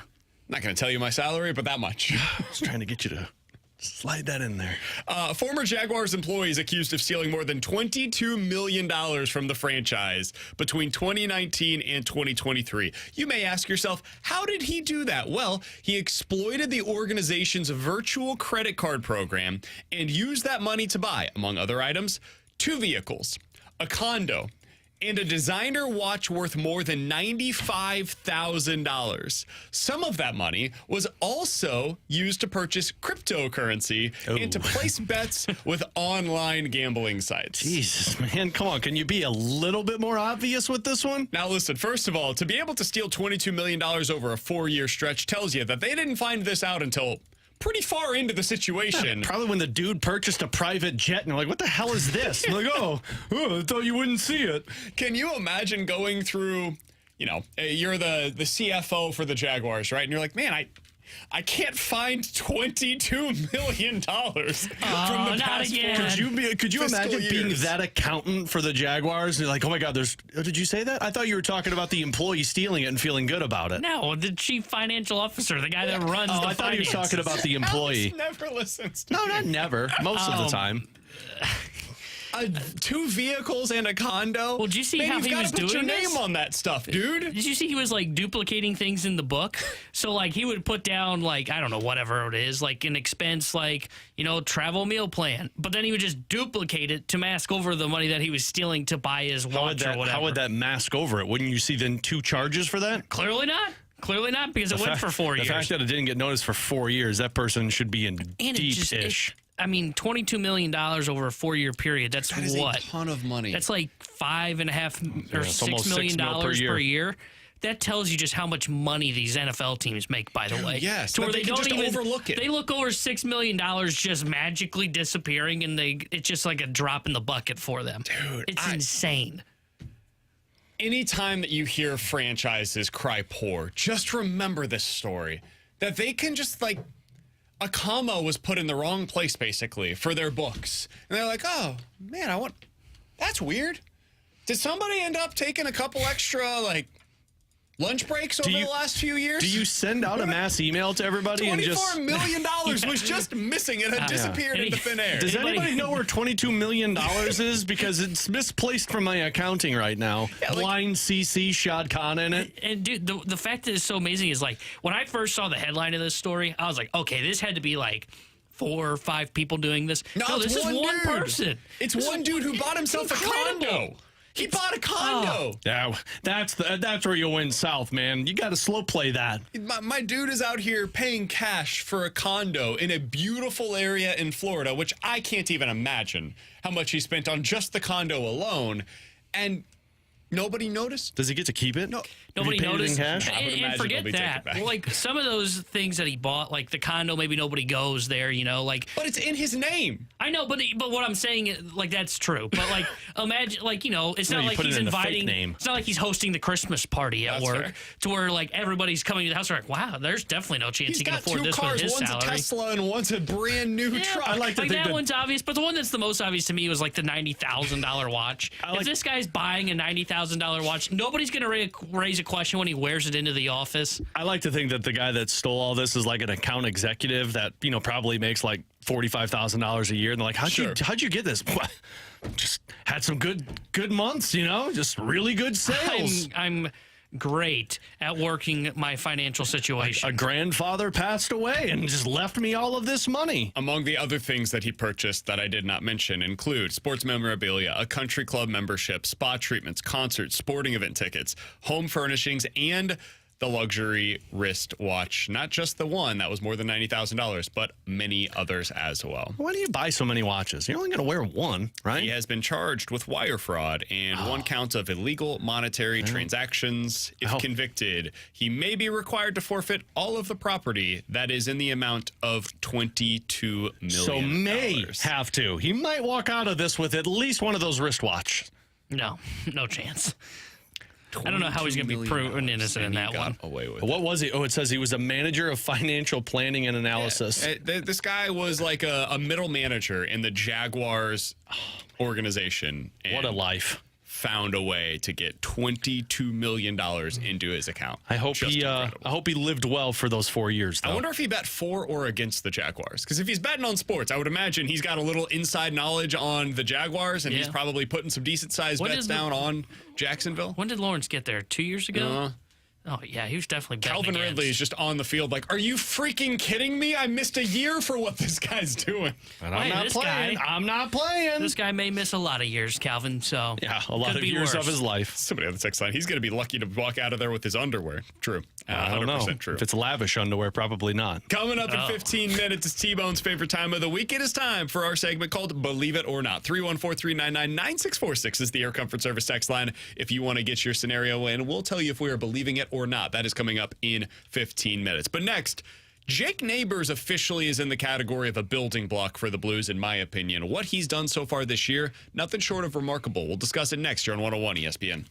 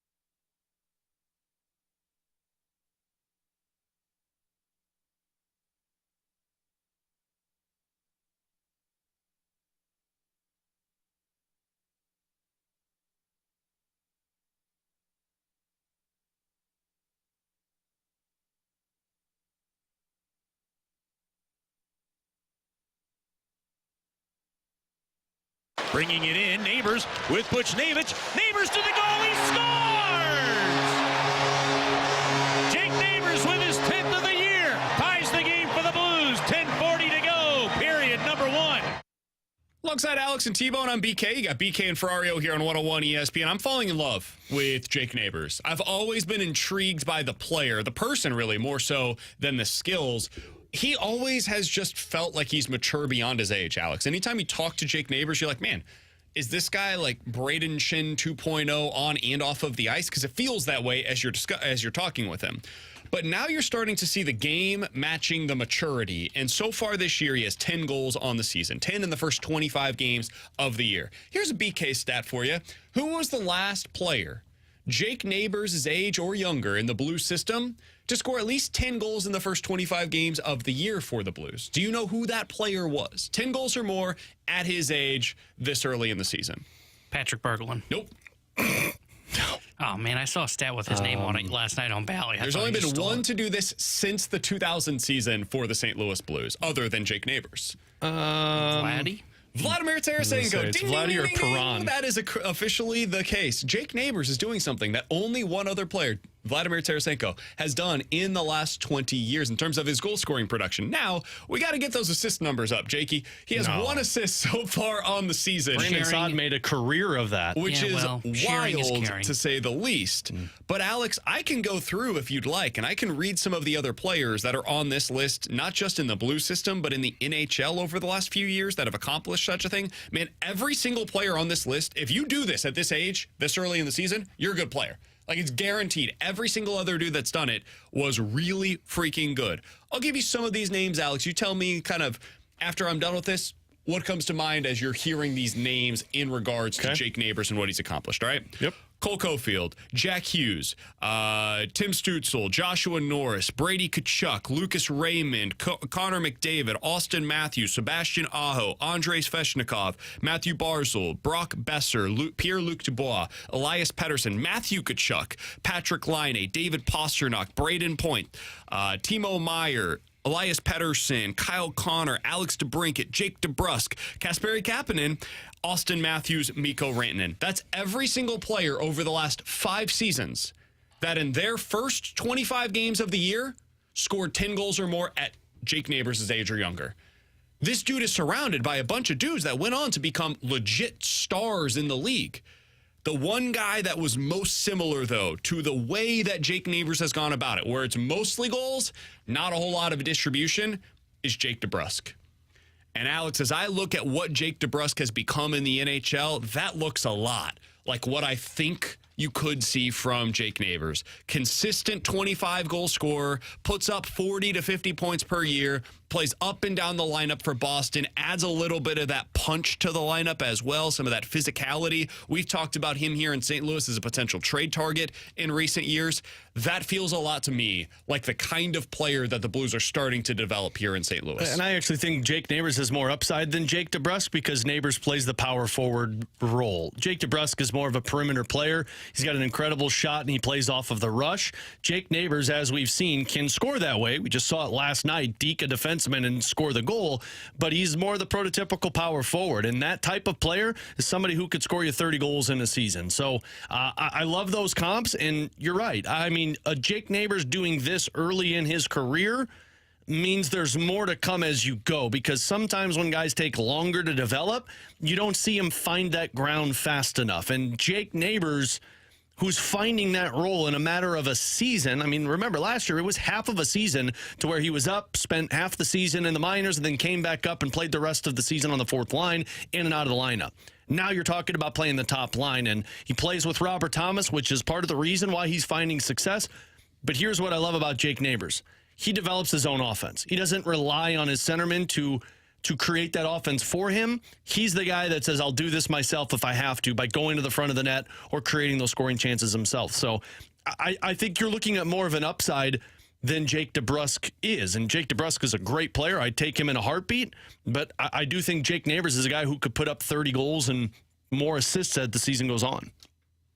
I would agree with that. I think there's a little bit more ceiling than what DeBrusque is, but if that's the floor, then yeah, it's a hell of a floor. Hell of a floor for Jake Neighbours. I mean, DeBrusque has seasons with 27, 19, 25, and 27 goals already in his NHL career. He's 27 years old, man. That's a really good player. Yeah, and a really good guy to be comped to if you're Jake Neighbours. So I've always thought he had a little bit of that Barbashev to him, where he would be kind of the Swiss Army knife, can play up and down the lineup, probably will settle on being a second, third line winger, but he provides everything that Barbashev had. I mean, you just watched Barbashev play against the Blues. What did he do? He goes to the front of the net. He's not afraid to use his body and hit guys, and he can score and create stuff himself. Well, that's what Jake Neighbours does as well. Now, Barbashev wasn't on that list of those players that you just read off, but he's been the guy that I've always kind of circled as this is who he kind of reminds me of. But DeBrusque may be a better one because of what you just said with his age and the numbers that he was able to put up. So yesterday, Doug Armstrong was on the pregame show with Joey Vitale and Alexa Dat, and they asked him what he has seen so far this year from Jake Neighbours. Here's what the Blues president of hockey operations had to say on Bally Sports Midwest. I think that,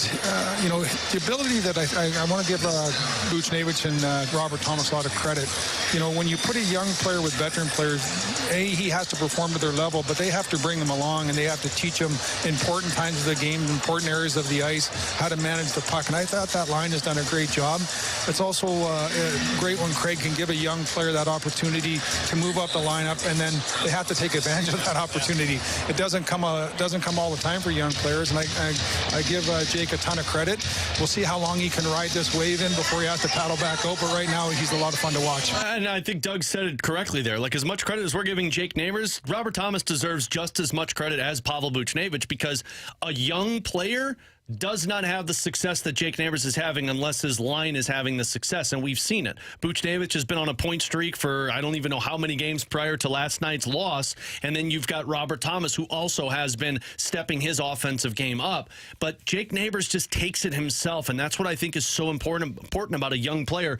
And here's the other thing. He's got the attitude that goes with it. And Curbs was talking about this on postgame last night.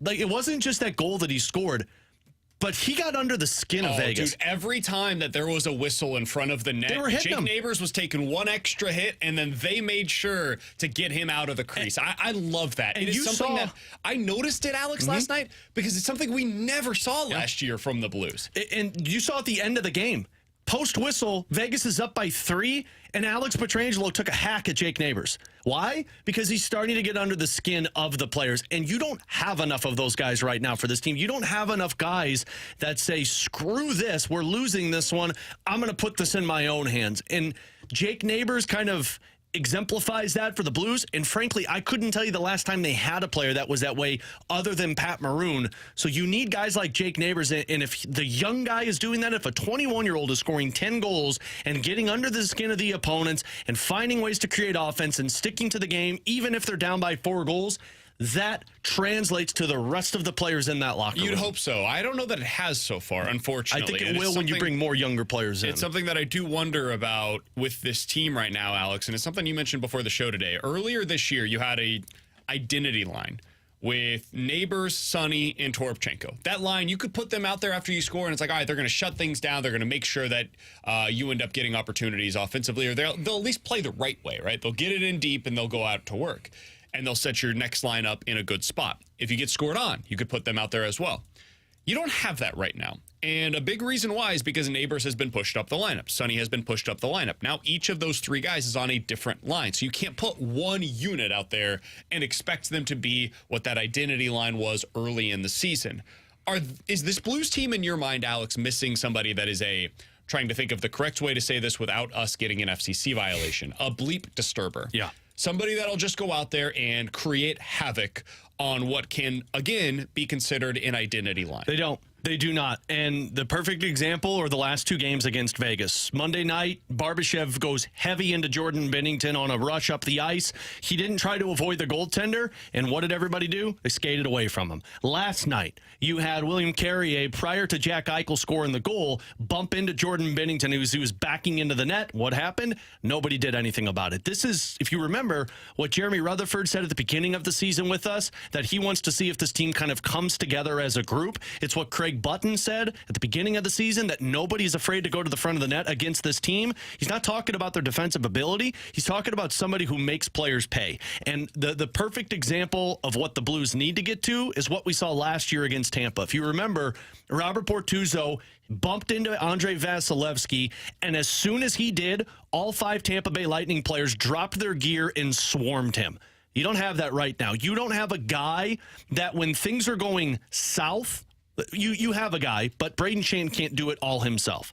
But when things are going south, who's the guy that says, I'm going to take this back into my own hands by going out there and forcing Vegas to have to answer to something? I don't think you have that, and that's an element that if you're a group trying to come together and find ways to stop the snowballs, as Doug Armstrong talked about last night, finds a ways to avoid those valleys being so low, you've got to have somebody who's willing to skate past a bench and tell them you're bleeped. You got to have somebody who's willing to, if a player comes in and takes an extra whack at your goaltender before a whistle, you cross-check him in the face. Does it end up in a penalty?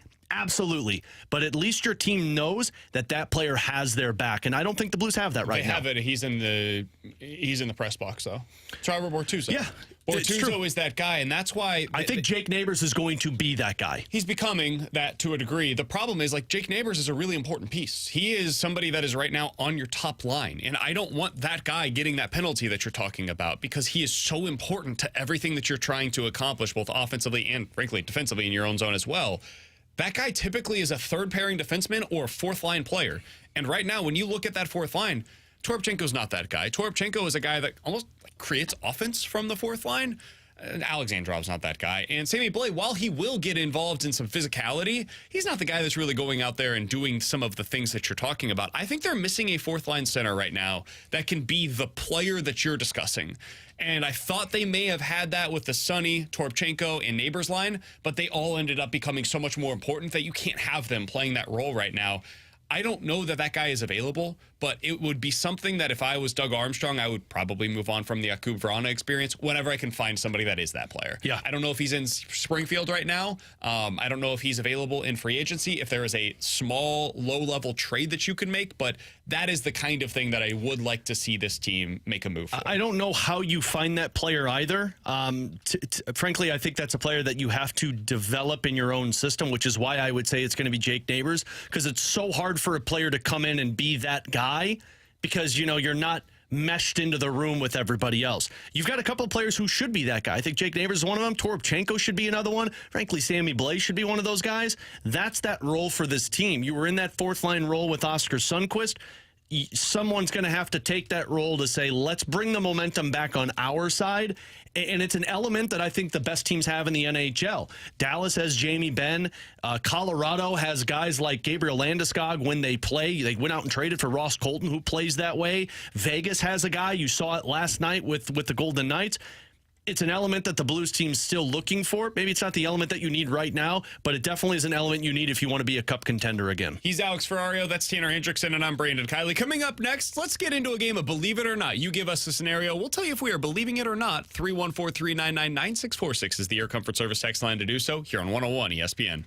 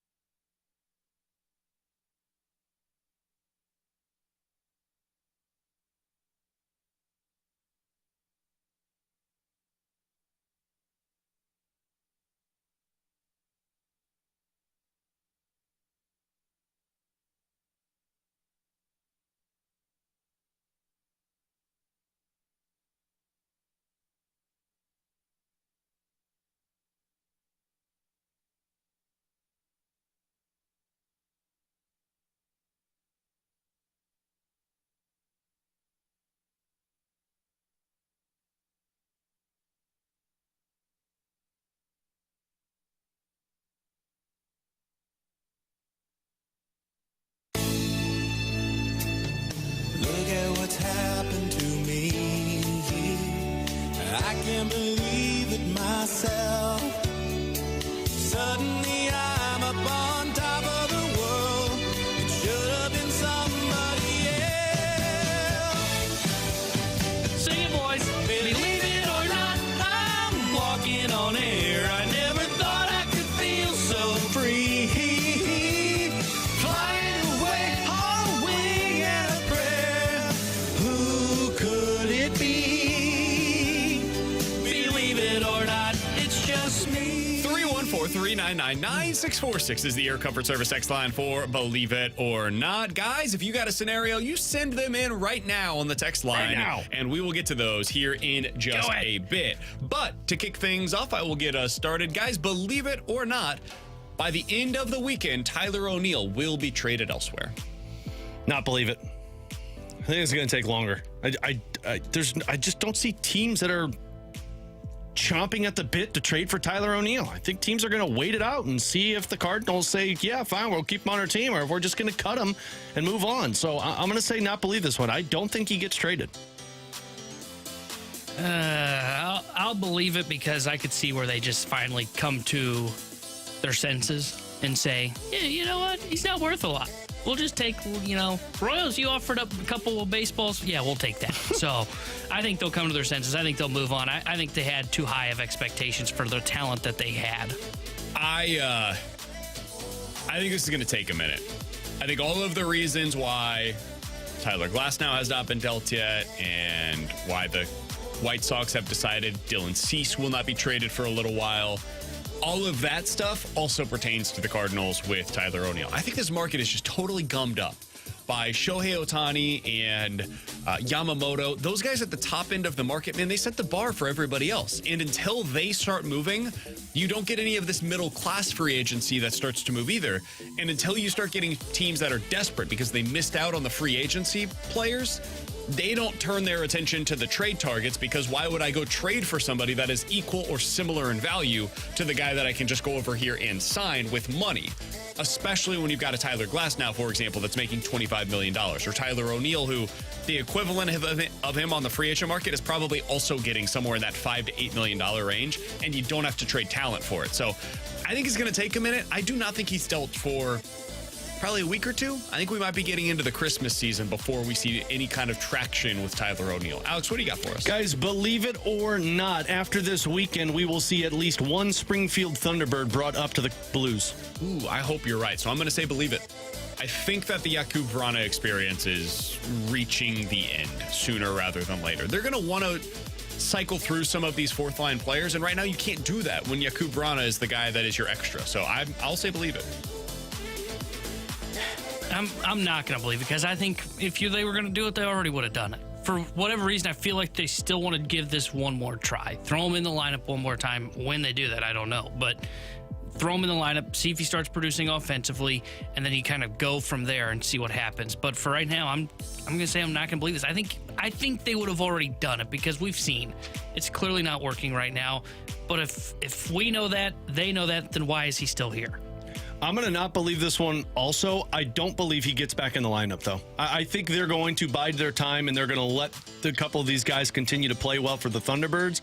And then whenever they get, whether it's this coming homestand, my guess is probably the end of this month where they have a homestand. That's where you're going to see either Gaudette or Walker. I'd lean more towards Walker. I don't think it's going to be this weekend, but I would say by the end of the month, you're going to see one of Walker or Gaudette brought up for the Blues for two reasons. One, to help your team, and two, they're going to want to put Bolduc in a higher role for this team because he's not getting top-line minutes with those two guys. T-Bone? Guys, believe it or not, we will see Scott Perunovich playing in the top 4 before the All-Star break. I'm not. I think it's just taken them so long to do anything with Scott Perunovich, and I think they're going to be very patient with this thing. We saw last year where he wasn't on the power play, and then this year finally you get some opportunities with it, but he's third pairing and second grouped on the power play. I think they're just taking their time, and I think they want him to continue to get his feet wet and stay healthy. I think this season is about him staying healthy. So I'll say not believe in it, unfortunately. I hope they do. I'm actually going to say believe this one, because as it gets closer to the trade deadline, that's where you've gotten 3 months into the season, 4 months into the season. You've seen him stay healthy. You're seeing more production out of him. And by then you say, let's see what this kid has in this role. Because by trade deadline, you're going to want to find out if Scott Perunovich can be a top 4 defenseman as you go into the offseason. So I think by the trade deadline, you're going to start seeing it consistently. I'm not going to believe it, but I think it could be after the deadline because of what you just said. Because whether you're in the playoff stretch or not, they still view this as a retool, and I don't expect them to be adding like significant pieces to where they're really pushing to where they can't do a little bit of experimentation down the stretch. I could see maybe not before the deadline, but after they say, man, we really got to know if Perunovich can play in the top 4. And then they do that going into the playoffs, and then maybe even try it in the playoffs, and then they have a better sense going into the offseason. All right, let's get to some of yours from the text line. 314-399-9646 is the Air Comfort Service text line. Guys, believe it or not, Shohei Ohtani will be a Dodger by the end of the week. I'm not believing this. I continue to believe that he will remain with the Angels. The national reporting is starting to make me skeptical. It sure seems like this thing is down to the Dodgers versus the Blue Jays, but I am sticking with my guns. I don't think anybody knows a damn thing about what's going on with Shohei Ohtani right now. I think he sticks with the Angels. Yeah, I'm not believing this one. I don't think it's the Dodgers. I think it's going to be the Angels, but I also believe that it's going to be a team that nobody's talked about. I think the Cubs could be the one that's like, oh, they said they weren't in it. I think the Red Sox come out of nowhere. That would be awesome. I think that's what it's going to be. It's going to be one of these teams that everybody's talking about. Oh, it's the Dodgers, or it's the Angels. Hey, I'm going to Chicago. I could see Surprise. that happening. Yeah. Or the Cardinals. Like, how cool would that be? Well, you know what? The Cardinals didn't get Yamamoto, so they go out there and better it by getting Shohei. What would be the best team that would be the surprise? Like, for me, it's the Baltimore Orioles. Can you imagine if he's like, hey, I've always loved crab cakes. I want to be an Oriole. Or more like crap cakes, am I right? That would be amazing. Seattle for me. That'd be great. Just pure freaking chaos of like, we're not trading any of our pitchers. And we got Shohei Ohtani. Yeah, that would be amazing. I think the one for me would be Philly.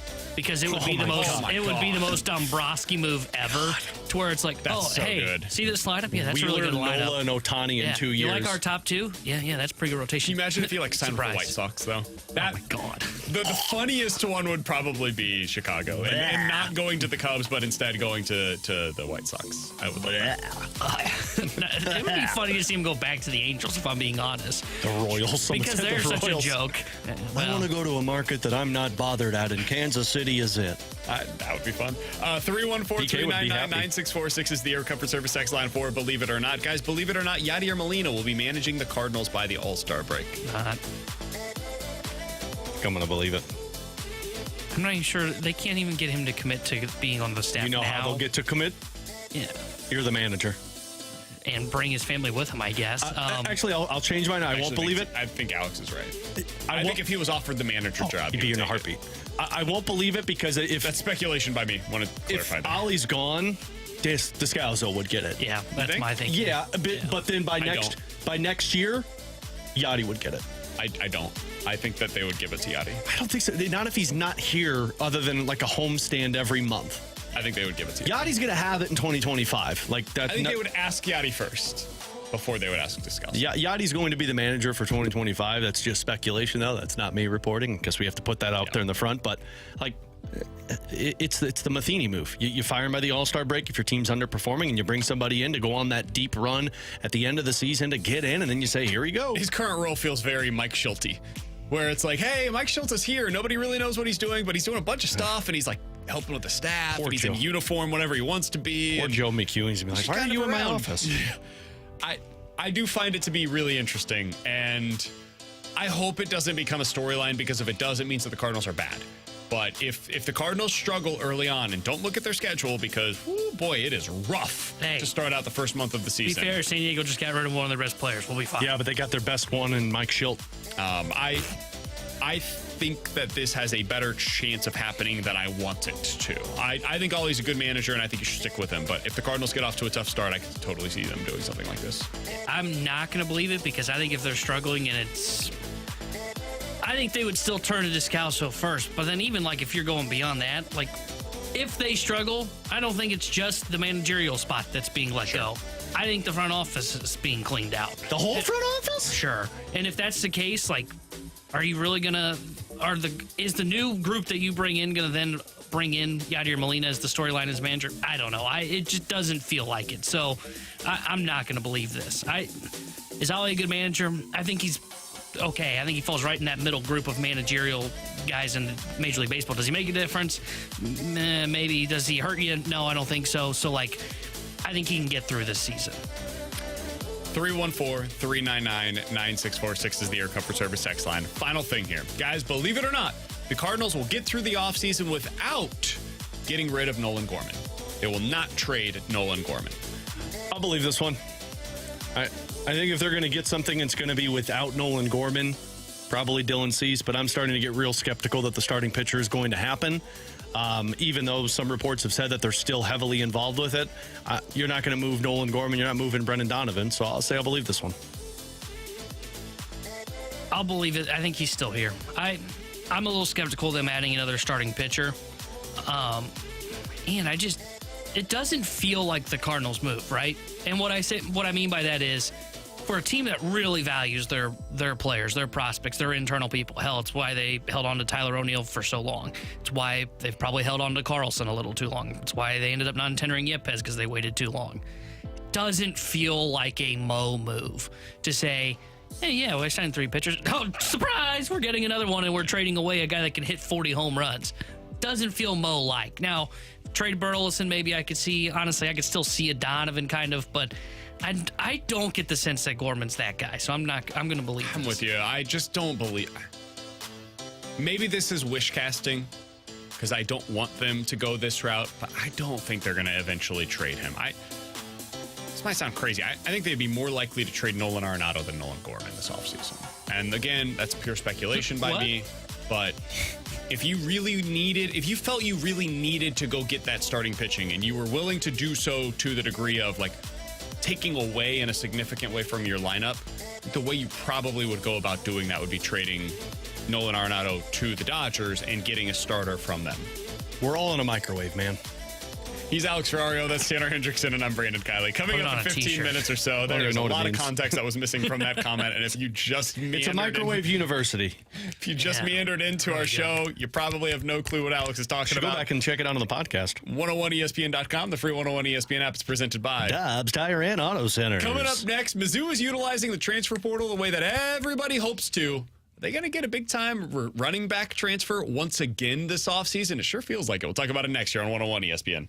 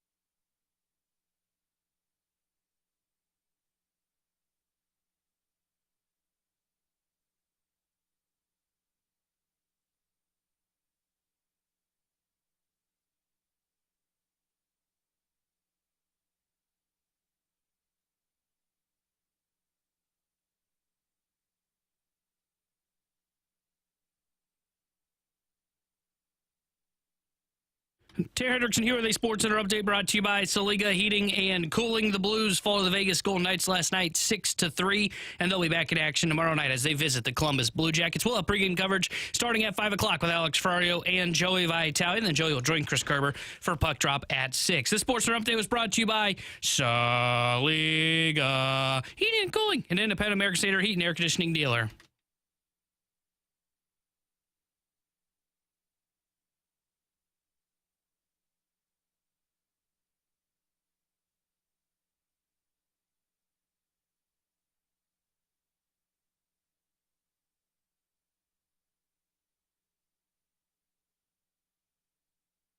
Alex, it's transfer portal season in college football, which essentially means it is free agency for the college football offseason. Alongside Alex and T-Bone, I'm BK. You got BK and Ferrario here on 101 ESPN. Money. College football roundup. Yeah, basically. Look, man, there's a whole lot of quarterbacks from the Power Five that have decided, hey, I'm going to cash in my check right now. This is my opportunity to go make more money elsewhere. There was a great piece earlier today over on ESPN.com breaking down how there are so many Power 5 teams that are in need of quarterbacks that you're seeing some of these other guys that are like, maybe it's a good opportunity for me to go ahead and float my name into the mix. I could be a Power 5 quarterback. Will Howard, the quarterback from K-State, who was fine, pretty solid. He's getting interest from like USC and Oklahoma, like some of the top programs across the country. So that's where we're at. That quarterback from Toledo, I can't remember his name, but he's getting like interest from the teams that are losing the guys who are going to the big schools. So there's a trickle-down effects that's taking place on the quarterback side. Thankfully for Mizzou, they don't have to worry about that this offseason. They're good with Brady Cook. What they do have to accomplish, though, Alex, is, man, they got to go out there and find a running back because Cody Schrader is not going to be easy to replace. It sounds like they're going to try to add multiple. One guy that they are in on currently is a gentleman by the name of Marcus Carroll Jr. You may not recognize that name because he did not play for a Power 5 team last year. He played at Georgia State. But he was one of the most productive running backs in the country while playing at Georgia State. He is going to be on campus this weekend at Mizzou. Alex, I think they will take more than one running back via the transfer portal. And there's one other name that just entered that I find to be really interesting for Mizzou. Trevor Etienne. Travis Etienne's little brother, who played at Florida last year. And if you watched the Mizzou versus Florida game, you're probably familiar with him. The guy is unbelievable. He is the top running back in the transfer portal right now. And if I am Mizzou, instead of having to throw around all of this money to Wingo from SLU, instead of throwing it around for a quarterback this offseason, you don't have to do any of that. You just got Toriano Pride, a former St. Louis four-star kid that went to Clemson out of high school. Mizzou was able to maintain their relationship with him. He is now coming back home. He's going to be playing for the Tigers, replacing Ennis Rakestraw on one of those cornerback spots. The other thing that I would do spending my money this offseason, Alex, via NIL, go get Trevor Etienne. Go get the dude that can be a game wrecker for you in the backfield. Replace Cody Schrader with multiple running backs. So that way next year you can go into the season and you've got two guys that can handle the job that was previously handled by the one guy in Cody Schrader. And you know the perfect selling point to a guy like Etienne, who's obviously not happy with his role when he was with Florida, is saying, look at all these running back carries that we gave to our guys here at Mizzou. 23 against Florida. You had 26 against Arkansas. You had 35 against Tennessee. Hey, Etienne, we got you covered on carries because you're going to be our ball hog all season long. And he's not Cody Schrader. They're very different players. But, guys, you don't have to look all that far back. Look at what Tyler Beatty was able to do in this offense at Mizzou. He had a historically great season as well. He looks very similar to Trevor Etienne. Both of them are a little bit smaller in terms of the height, but they're bulky in the way that they're built. Etienne can help you in the passing game, much like Tyler Beatty did a couple of seasons ago. I can guarantee you right now, if Etienne decided to come to Mizzou, Kirby Moore would find a way to be able to utilize him in the passing game the way that we saw late down the stretch what they were able to do with Cody Schrader in that regard. It is interesting to me, though, Alex, getting away from Mizzou and kind of more big picture college football-wise. It is interesting to me that this is the time where we see all of this movement because there's still games to be played. Now, they don't matter, and T-Bone will tell you up and down until he's blue in the face how much he does not care about any of the games that are about to take place.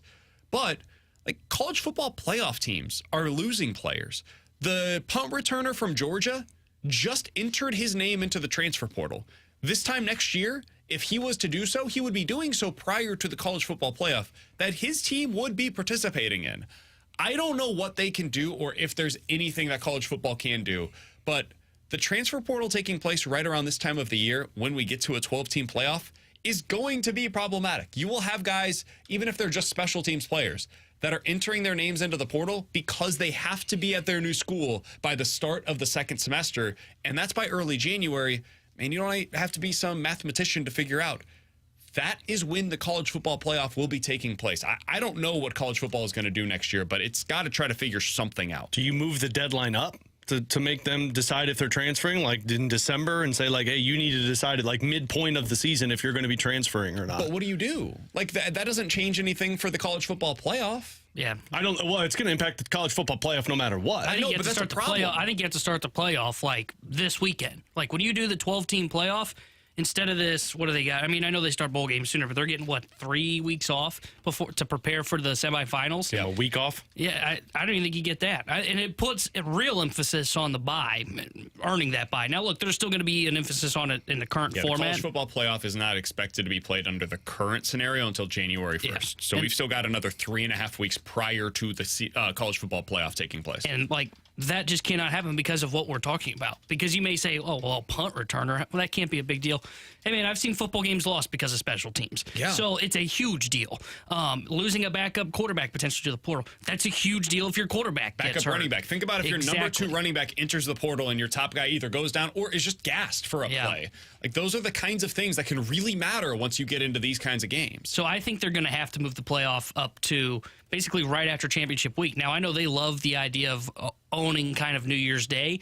Well, instead of having the semifinals New Year's Day, do the championship game on New Year's Day. That would be kind of my counterpoint to it, is get going early on, and it really puts an emphasis on the bye, because right now, if you were to start the playoff today, if you're a team like Georgia who just went through this slugfest against Alabama, got guys still beat up, dealing with some injuries. All right, well, you got to play this weekend. You do not get time off. In the current format, the way it's set up, look, that bye is helpful because you get to avoid the 50-50 matchup, but it's not as meaningful in terms of the health of the guys, because everybody's still getting at minimum 2.5 weeks up until they have to play a game. They just have to play one game right before you, which is a big deal, but it's not right away. They still have time to get some guys to get healthy, recover for that game. Do you provide leniency to be eligible for the next season with the team if they transfer later in the season? Like, can you find leniency in that route? No, because it's the schools that are doing this. Like, it's about them being in college. If this was the NFL, sure, you could do it whenever. The schedule wouldn't matter at all. But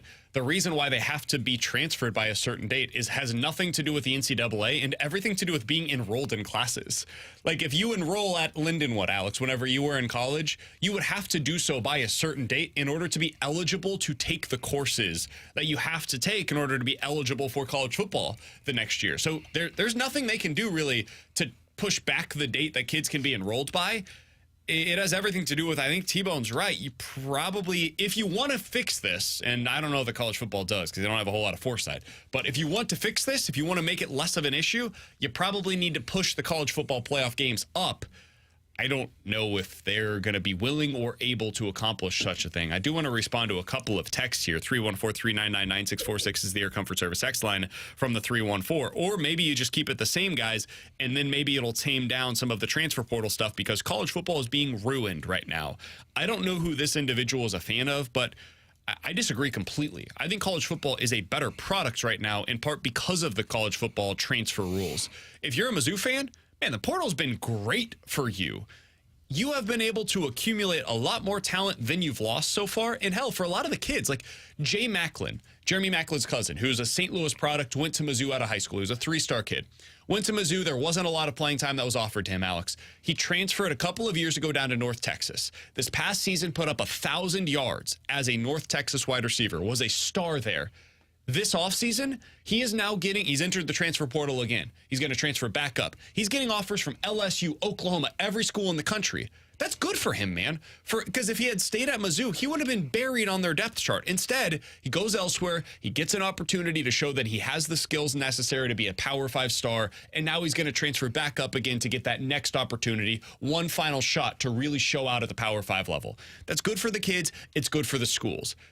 I think most of this is a positive. It's not all positive, but a lot of it has been a positive for college football. Another thing that somebody on the text line said is, guys, transferring causes players to lose NIL money, and those who sit out bowl games should lose NIL money as well. There's no way that you can do that because NIL cannot be tied to playing games. It can't be paid for play because you're not paid, quote unquote, to play football according to the NIL rules. This is not an employment contract. Student first. It is earning opportunities from your name, image, and likeness. So they're not allowed to do that based upon the way that these rules have been written. I smell a loophole. 314-399-9646 is the Air Comfort Service text line to get involved in the show. We're going to hit the rewind coming up next here on 101 ESPN.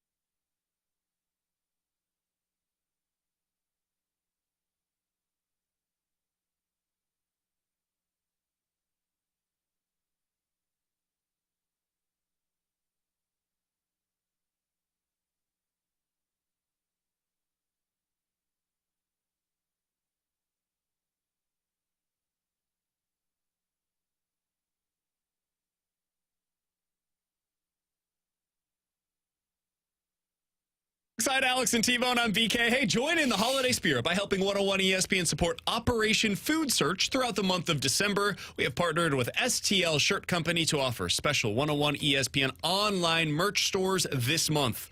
You can go over there, check out the t-shirts, hoodies, hats, so much more. We've also brought back some of your favorite designs. They include the Dunk shirt, the Be Patient shirts, Jamie Rivers and BT jerseys, and so much more. It's all available to you at 101ESPN.com. It's the 101 ESPN online merch store now, powered by McBride Homes. And if you all ask enough, make sure you email and CC Mike Ryder in it. Sure. You want the t-shirts that say in a microwave. You'll get those t-shirts. Okay. Yeah. Microwave Society? Yeah. No, just in a microwave. Just that? Just a picture of a microwave, and then it says, I'm in it. Okay. Yeah, we can get those. We gotta have demand. It's supply and demand. He told me earlier today, if we get enough requests to him on Twitter, Mike Ryder, again, that's the name, Mike Ryder. Yeah, 314-399-9646, CC Mike Ryder. I want the microwave shirt. You can also tweet at 101 ESPN. And if you at do Mike that. Ryder. I'm assuming he's on Twitter. Specifically at 101 ESPN. If you tweet at 101 ESPN, Mike Ryder will be sure to get you whatever your shirt is that you want made. He's actually going to do that for you, custom made. He does it himself. I don't know if people know this, but he's able to print the picture, and he hand sews these T-shirts at home. It's amazing. Yeah, he's got a house now. He's got the cricket. He in the puts basement. those on the front of the shirt as well. He goes in individually and cuts out every also make you single coffee piece. cups too. Really? wow, See, Mike Ryder offering coffee cups too. Mike Ryder did this. If you want a picture of a microwave, Mike Ryder does it all. He makes is a jack of all. wallets. He makes wallets Out of leather. I've heard he makes shoes. Really? And belts out of snakeskin. That is amazing. This guy does everything. Yeah, it's so we just really cool. CC Mike Ryder at 101 ESPN on Twitter, and he'll take care of it. Yeah, he'll be sure to get you taken care of. All right, Alex, let's finish off the show today. Probably because we won't be back tomorrow after that. My contract's up at the end of the year, and I have not heard anything. Oh, yeah, that is so going to be used against you. Wonder if Ryder's going to hold this against me. All right, so the Blues lost again last night. No, they didn't. They really won. And it's kind of become the same story as it had been previously, Alex. They get down early, fight back, and then they give up a bunch of goals in a very short amount of time. Is this something that's become the identity of the team? Is it something that they can overcome? How do they get out of this funk, Alex? I think it's a head game now. Now it's just this Blues team realizes, like last year, if you lose a game, you're going to carry it over to the next one. I think they realize that, hey, if we give up a goal, there's going to be more coming after this one. And to get through it, you have to stop the snowball at some point. That's why last night would have been so impactful if you would have held on to that 3-1 lead, because you allowed the other team to score. You had the best response we've seen this season when the other team scores a goal, because you just pounded them and forced them to play defense, but you didn't do it. At some point this season, to stop this trend, you've got to come back in a game and play better than the opponent for 60 minutes. And right now it's not there. It's a mental game for this Blues team. I understand you're going to take the negative side of things. I'll go ahead and take the positive side. I did think that the first period was pretty positive. The best period individually that we have seen from the Blues so far this year, especially when you take into account the opponent. They get 2 points? No, just first period. Oh. Technically, they got 2 points at that period. I didn't know we started handing out participation trophies. Nope. It was at the end of the period, they were winning. Yeah? Oh, Hey, man, yeah. there was also that. Hey, man, we're in a microwave. Yeah. He's Alex. That's T-Bone on BK. CC Mike Ryder. we might be back tomorrow at 11 a.m. Maybe not. I guess we'll all find out together. The Fast Lane's coming up next here on 101 ESPN.